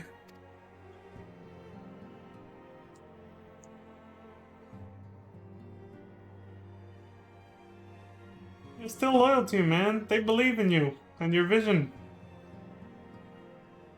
Tears of joy. Pride and joy. I never stopped believing in you and your vision for Eorzea, Alfino. Be proud. I feel blessed to have witnessed such a display of camaraderie. Yeah, it made me choke up. Again. I don't know if you know, but during that goddamn feast, Lamin got ambushed by some 3rd unit curs over in Limsa. I'm told she danced free of their noose, though. I ain't heard nothing since, but my guess is she's lying low somewhere in the port. Damn. We'll find the missing scions, I promise you. Between us and the immortal flames, no stone in Eorzea will be left unturned. Oh. Signs of a struggle. From back then. If we scrutinize the Scion's records, they should provide us with likely locations to which the missing Archons might have fled. Put your mind at ease. It is for work just such as this that we've been trained. Okay. Femi. Leon Starcrest! I joined the Crystal Braves in the hopes of following in your footsteps, and I do not regret the decision. Not even for a moment. And again, I don't even remember who this chick is. I don't think we recruited her. I know Alianne, but not her. Glad to see she was loyal, though. She wasn't bought. Higiri? We must repair this damage if our minds are to find focus. Now, where to begin? That's always the hardest part when you got a mess like this, yeah. Where do you start? First things first, we must needs put the Rising Stones in order. We cannot have the Archons return to find their headquarters. Such a shambles? I don't know if that was poorly written or if that's just how he talks. How's on?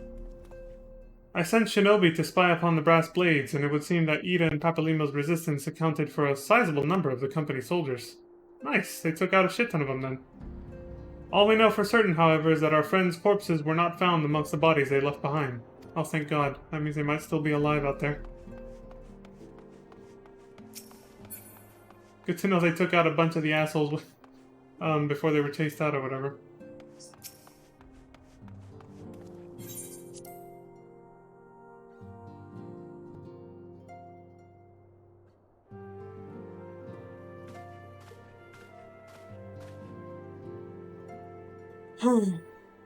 Man.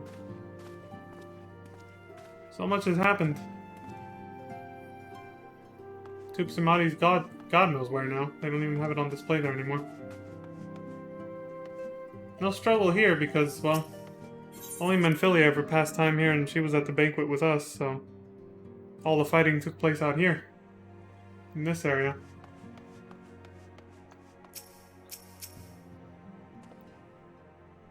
Pray excuse me.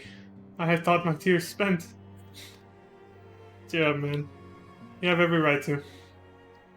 My grandfather used to say that one could measure a man by the constancy of his comrades. Mayhap I am the exception which proves the rule. Nay, do not protest.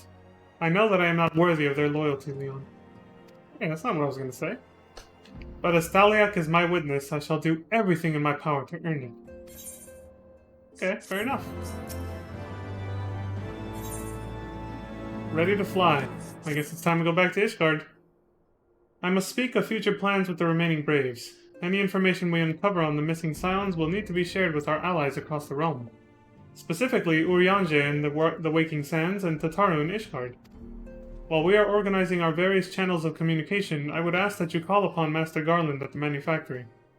I will join you in Ishgard as soon as I am able. Okay. Fair enough. Excuse me.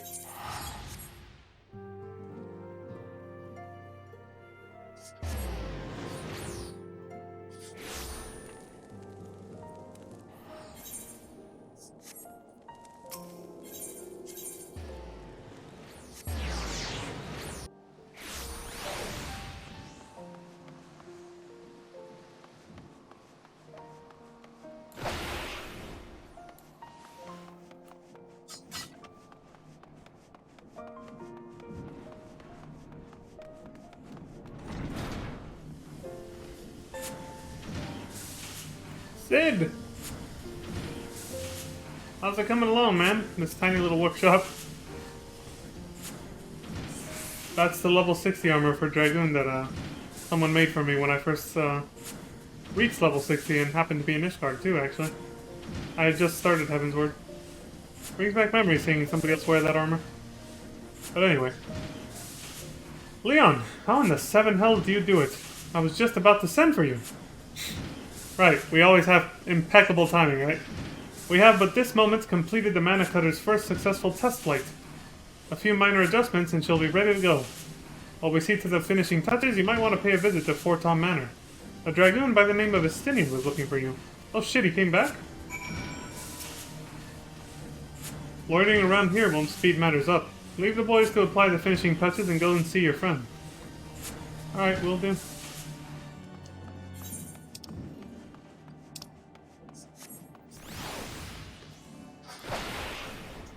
Very jarring, but I expected it. Jeez. I feel like it gets faster every time.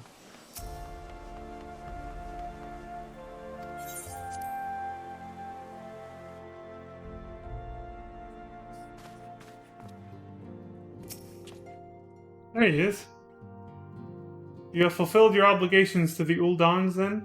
Mr. Sataru has been keeping me apprised of the situation. Once I learned that these mana cutters of Master Garland's were nearing completion, I saw no reason to tarry in the mists. For the present, Nidhogg seems content to remain in the area, plotting his revenge. Might not this be an apt moment to unfold our plans to Sir Emmerich? I think we have kept him in the dark long enough. That's true. We'll let him know that we tried to find a peaceful resolution to this, but failed.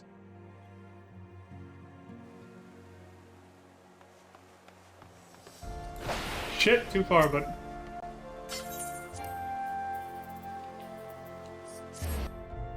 it's fine.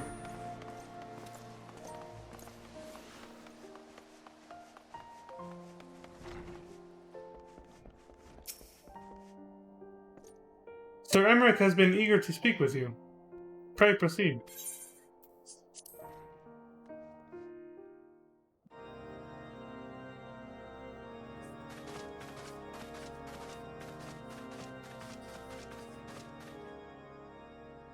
All stands ready, Lord Commander. Ah, the moment has come then.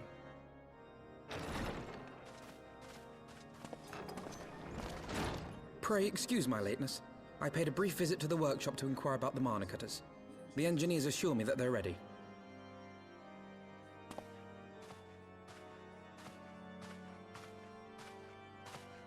The area is now but a short flight away.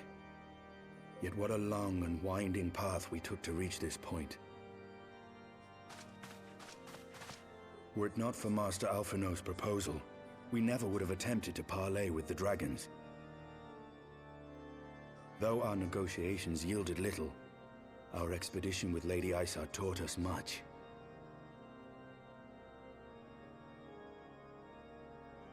You took an unimaginable risk. I could scarce believe the tale Estinian told. Yeah. Aye. 'Tis true that many of our countrymen would sooner die than join hands with the heretic's mistress. But 'twas through that most unlikely of alliances that we came to speak with Hraesvelgr. A conversation that went rather poorly, as I recall. In this instance, the journey was more important than the destination. Had we not slain Nidhogg's consort, Tiamat, and put the Great Worm on his guard, the Dravanians would have arrived at Ishgard's walls long ago. Aye, that they would. Full grateful am I for every hour of respite your actions have afforded us. Thanks to you, our defenses are much improved. 'Tis but a pity they won't be enough. Thus, you believe an assault upon the area represents the city's best chance of survival. Is that not so, Estinian?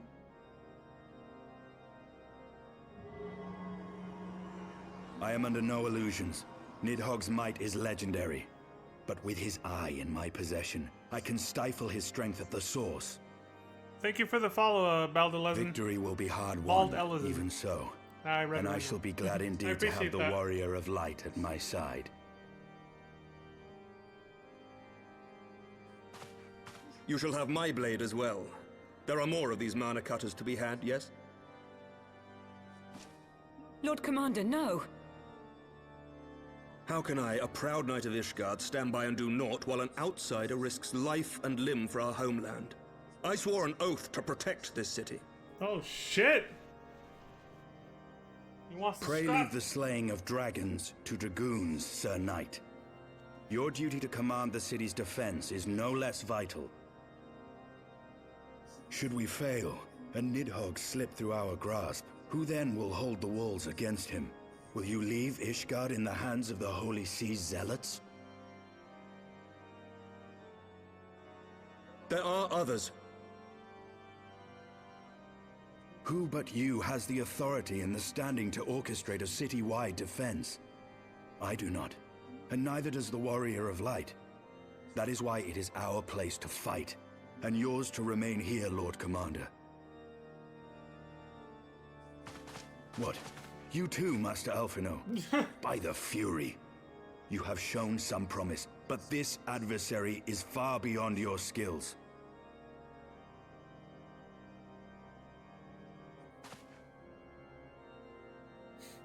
Didn't even let him talk. Your candor is appreciated, Sir Dragoon. I shall remain then and cheer you from afar. That was the quietest response ever. Well, my friend, it would seem I have discouraged the last of the volunteers, and claimed the task as ours alone. But if any alive can best this worm, 'tis surely we too.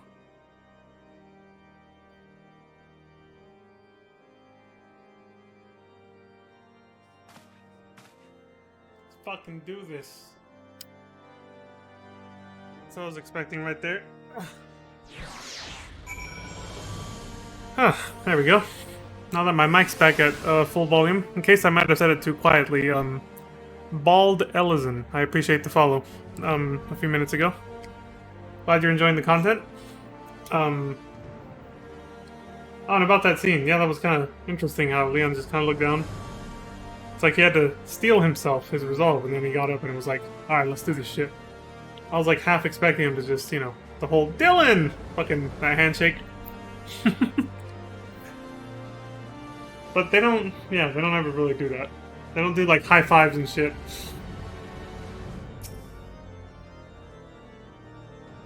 I guess, you know, that's not really a high five, but you know what I mean. They don't really do gestures like that in cutscenes, really. But yeah, see how most of the time he refers to him as the Warrior of Light, like what Estinian said? It's only during a few select scenes, like back there with Vizael, when we talked to Hraesvelgr, where he actually mentioned that we were both Azure Dragoons. It's only a few sparse moments where they actually like raise the budget and they're like, alright, change this line and make the voice actor say it again to acknowledge that the character, the player character has this job unlocked or something. Very few instances of that. Which is fine, honestly. But I do like it when it happens, though. Very immersive. I have pricked Master Alphino's pride, I fear. But had I been less forceful, the boy would have insisted on accompanying us to the Eyrie. Do not think me blind to his talent. With a few more campaigns under his belt, I have no doubt that Alphino will make a fine field commander. But one does not practice on an adversary such as Nidhogg. We shall be hard-pressed enough without the added worry of pairing a novice. Fair enough, fair enough. Into the Eyrie. We have tarried long enough. Let us call upon Master Garland and take possession of the Mana Cutters.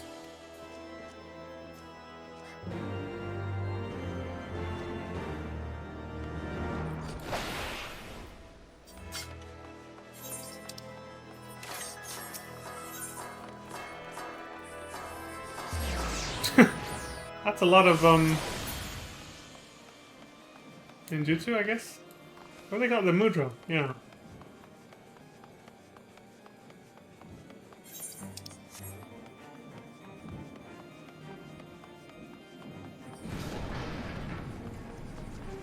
We ready to go then? Yeah, there's the Mana Cutter. All set to take off whenever, I guess. The moment is at hand, Warrior of Light. Oh, I guarantee you won't find any loose rivets. We triple check. These little beauties are our pride and joy. And now they're yours. So, be careful with them, eh? Okay. Will do. Leon, old friend. The cutters are ready when you are. The finer adjustments can cost us a few sleepless nights, but we got there in the end. Good to know. Which means you can get where you need to go. I tell you, these little beauties will tear through the wind barrier like a Cermet drill through cottage cheese. Now I'm hungry. And that, my friends, is a Garland Ironworks guarantee. You have our thanks. Come, Warrior Blight. The Dreadworm awaits. Excuse me. Time to kick some ass. Basically. That's the scene I was remembering with that handshake with Leon and Krauser in the Dark Side Chronicles. I like how they remind us where we're going. Then they come back here and it's like, alright, go. Give that overgrown lizard a kick in the tail from me, eh? We'll be waiting for you, Leon. Okay, they're done.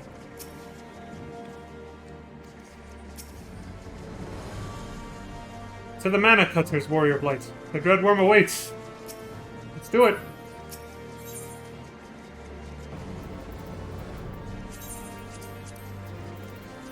The Aerie. Sensing the death of his consort, a wary Nidhogg has surrounded his lair with a wall of tempestuous winds. After calling upon the assistance of Sid and his ingenious engineers. However, you and Estinian are not ready to breach this howling barrier on the wings of their latest airship prototype, the Mana Cutter.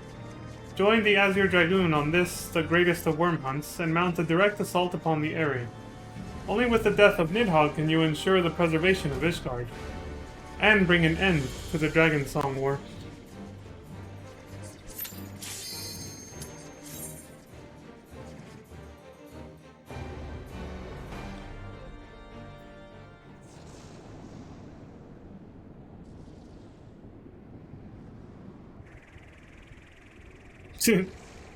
There we are.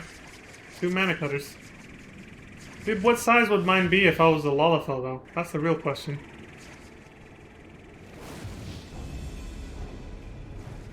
There's the bastard there! Where now? Nidhogg! He's already trying to kill us! Oh, shit!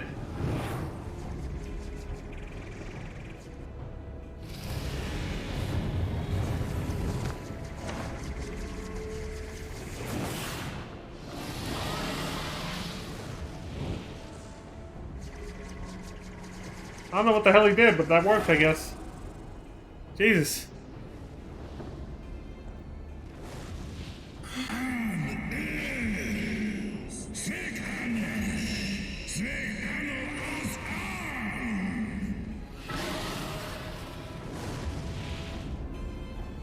He's fucking pissed. I just reminded myself of what's his name from FF10 2. Now it's pissed. I can't imitate the way he says it. That shit is iconic. During the last battle with Vegnagun. Dravania, the Aerie. A simple name. So this is Nidhogg's lair. Interesting decor he keeps here. Alright, let's do this.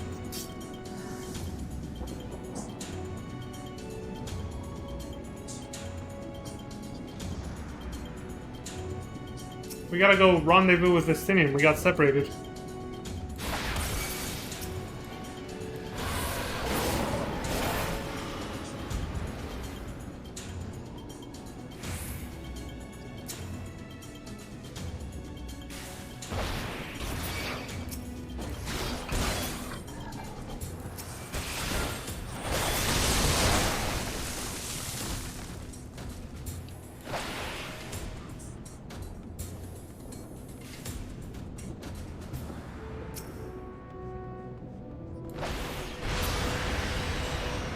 Pricks. I think that way either leads to treasure or nothing. I didn't see a treasure box or a chest.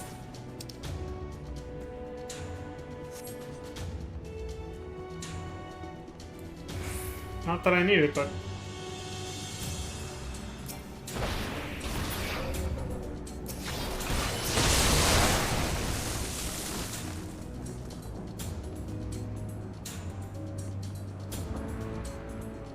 And who's this asshole?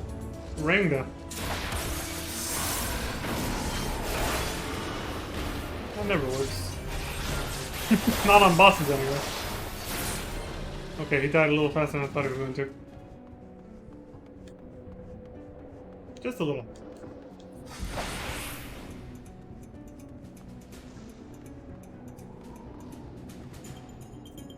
Down we go, I guess.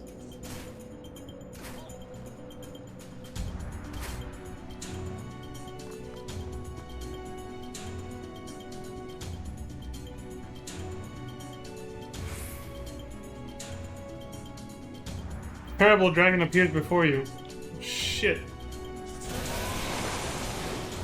Guess that was the wrong move. Oh well.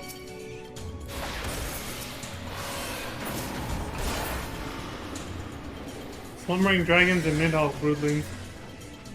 Dude's got kids! Oh well, yeah. Human was... Haha, fool! Didn't get me this time.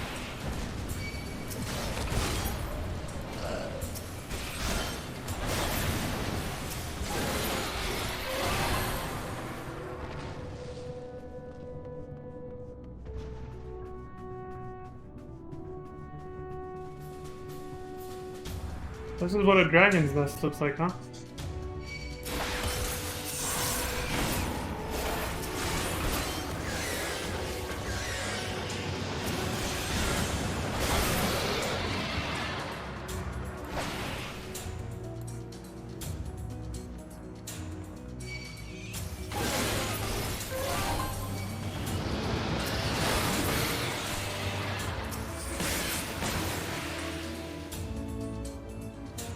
Wait, he's still alive? Oh, okay. I was like, what the? No, he's gone.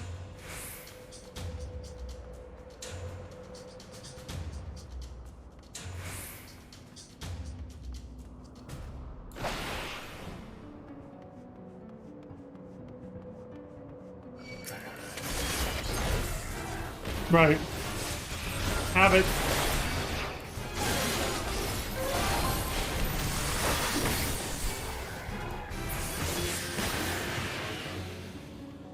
Gascutus.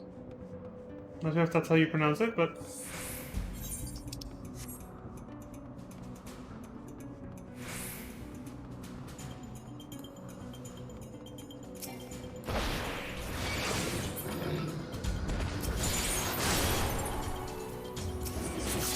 Save that for later too.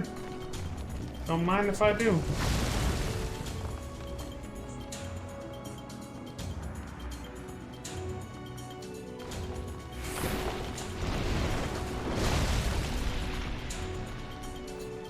Shit's falling apart over here.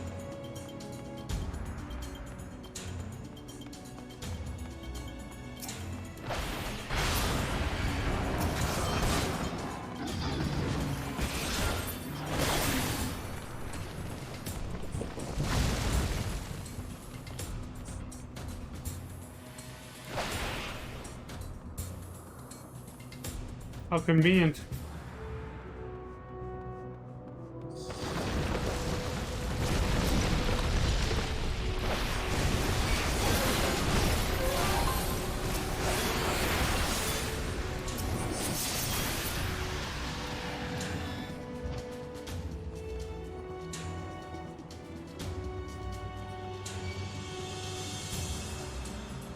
Alright, assholes, let's go.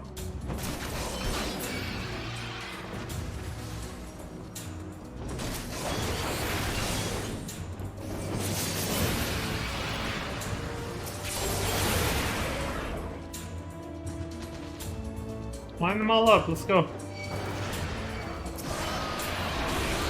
Oh! If I waited just a little longer, probably could have got all of them. Like that double dragon Hadouken is what that shit is.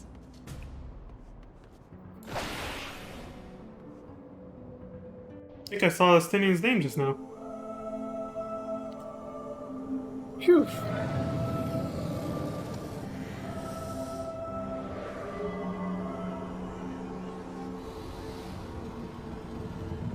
Damn, Estinian got fucked up. I'm here to help. Backup has arrived. Let's take these fuckers down. Me and you, Estinian. I will enfeeble the worm with the eye. You must strike whilst he is weak. Roger that. Alright then. At my command, we rust this fool. Just about to finish cooling down too. Alright, there we go.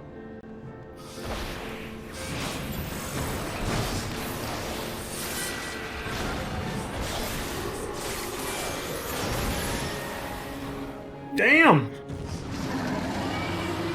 I don't know why I got so carried away and went ham on him.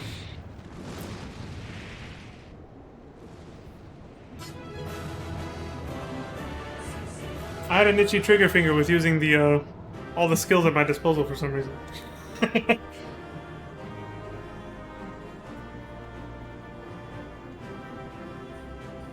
So the only mechanic we missed, because I got carried away there, was Estinian creates a barrier around you and your party after a certain point when Nidhogg decides to use a be on your guard. He is yet close. This ain't over yet. But basically, he decides to do a full range attack, like, you could call it an AoE, but really it's a party wipe. It hits everyone, and it's an instant death unless Estinian makes a shield, and you have to protect him long enough for him to make it by killing a bunch of ads that'll come after him. That's the biggest mechanic that happens in that fight.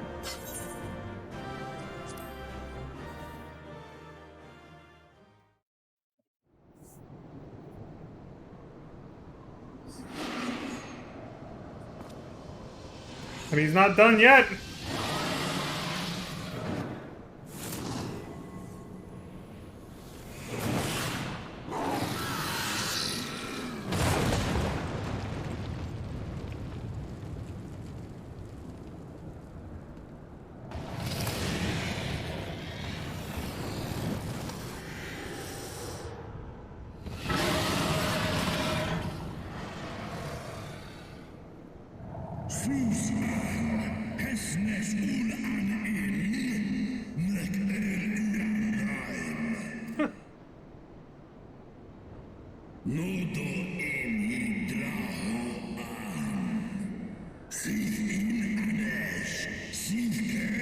Hey, he's referencing the Realm Reborn Dragon job quest.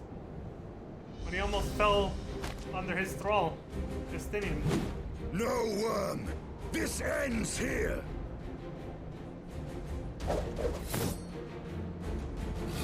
Get him, Justinian!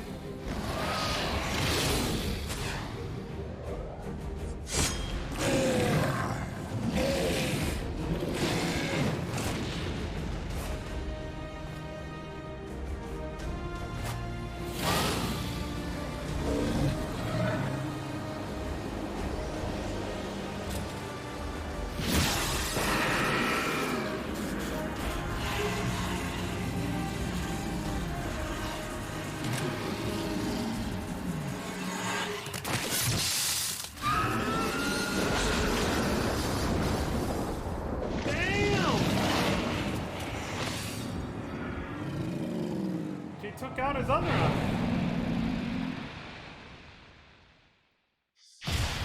Holy shit.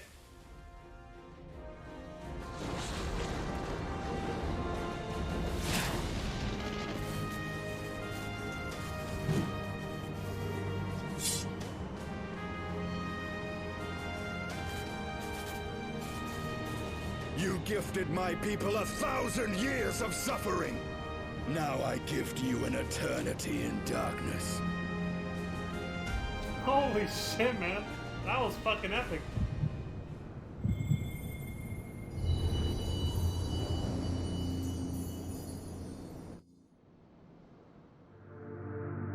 Suppose that was flashier than dragging out the fight anyway, so that kind of makes up for it. For me getting carried away.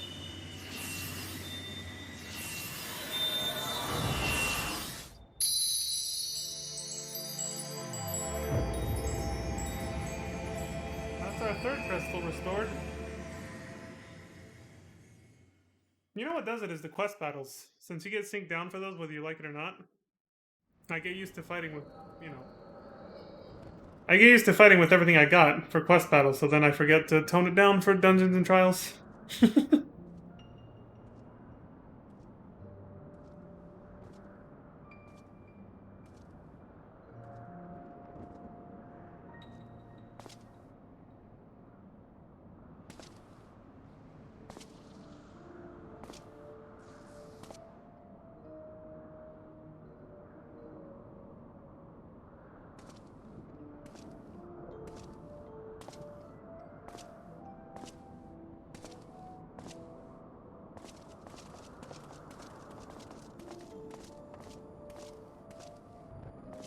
They are ours, Lord Eldrath. The eyes of Nidhogg.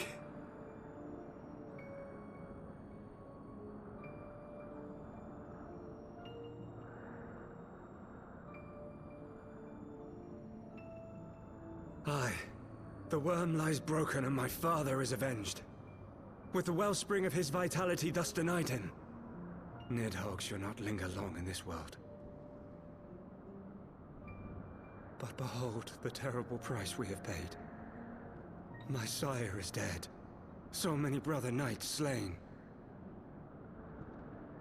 We traded our honor for the strength which now courses in our veins. And still we are forced to make such sacrifice. But not in vain, my lord. Hraesvelgr is the only great worm left in Dravania, and he dares not leave his lair. With Nidhogg's eyes in your possession, who now can challenge the might of Ishgard, ascend the throne, and take your rightful place as the ruler of our people?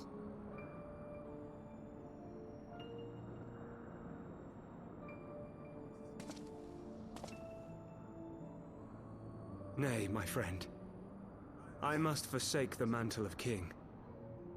Though Nidhogg be defeated, his wormling horde yet darkens the skies with wings beyond counting.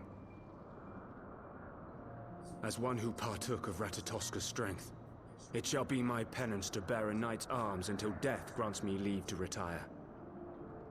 When that day comes, no prince shall perish, but a hell's-bound hunter of dragons. But Lord Haldreth, what then shall become of the royal line? Think of your people, my lord. Without a king, who will the common man turn to in his hour of need? How will he find his way without your benevolent hand to guide him?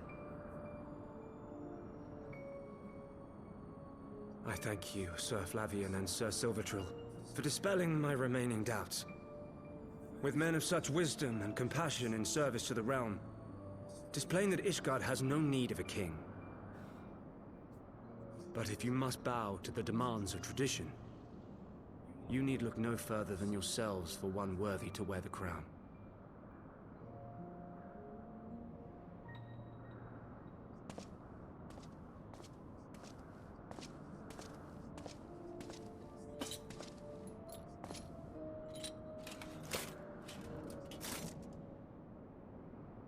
Fare thee well, my brother knights, my loyal friends. On these shoulders shall I bear the weight of my father's sins. With this lance shall I repay the debt accrued through our misdeeds.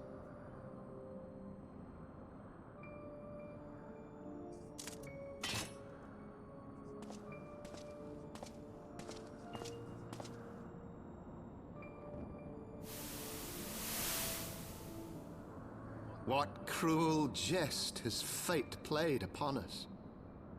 Have we seized this desperate victory, only to lose a king? We can but act as our lord has bid. We few who remain must divide between us the rulership of Ishgard and her people.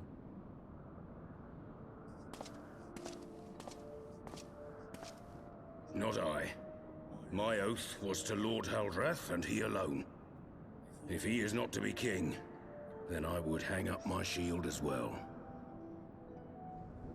Will you abandon us too, sir?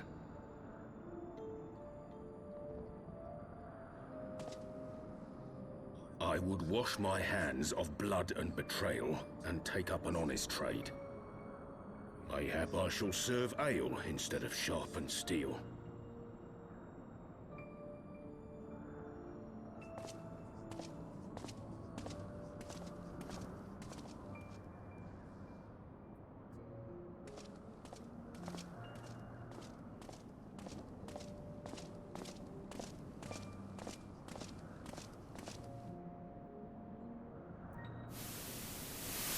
We four, then.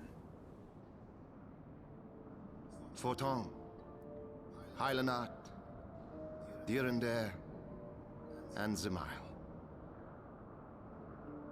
But 4 houses to rule all of Ishgard. And what of the throne?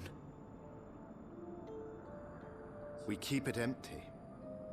Until the day a king rises once more. We must assume the role of stewards. We shall shape our nation anew with a history of our own making, and let the truth of this dark day die here, upon the battlefield.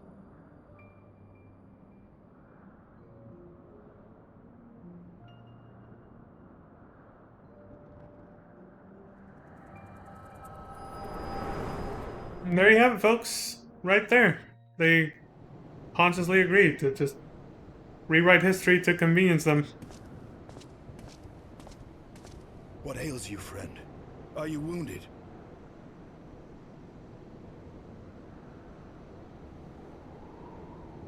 You have borne witness to history. To the culmination of the first battle with Nidhogg. The legend of Ishgard's founding tells that our ancestors were led to the land of Kurthus by the valiant King Thordan.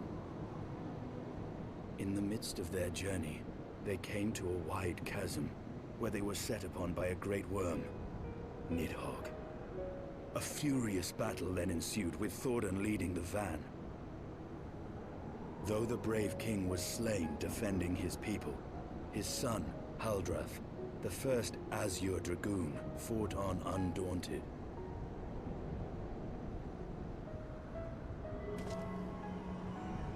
And with a mighty thrust of his lance, he gouged out Nidhogg's eye, forcing the wicked creature into retreat. Thus, did this eldritch orb become a sacred treasure of Ishgard, lending its power to every knight deemed worthy to bear the title of Azure Dragoon.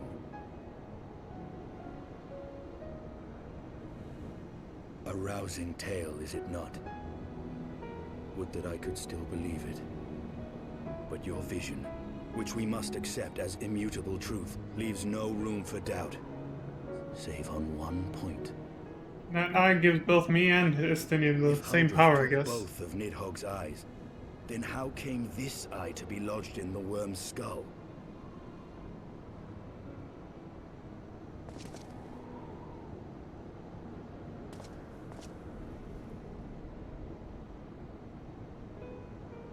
Beneath every answer we unearth, another question lies buried.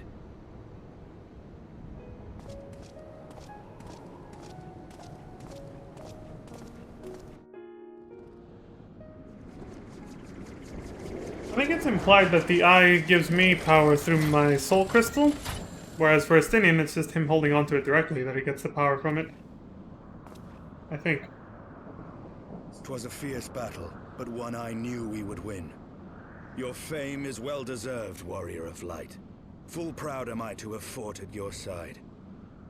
I would fain return with all swiftness to Ishgard to inform the Lord Commander of our triumph.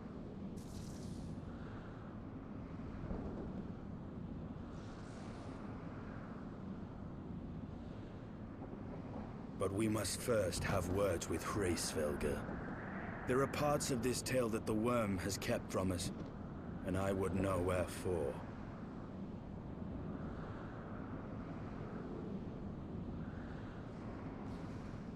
Not the only one who wants to know the truth.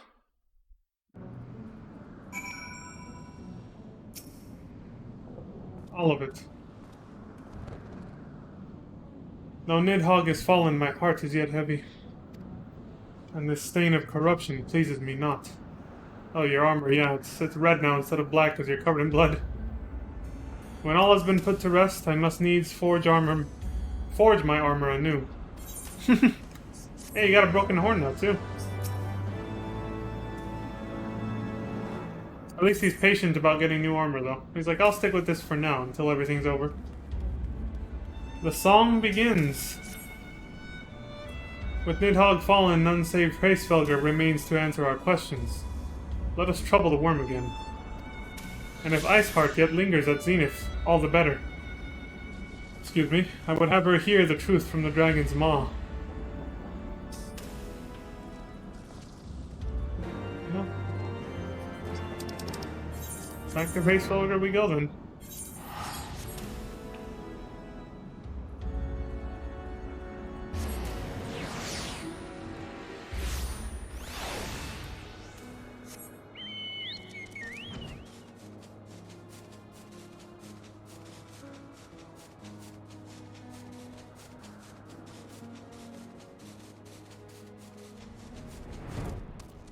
But that's the tease for next time.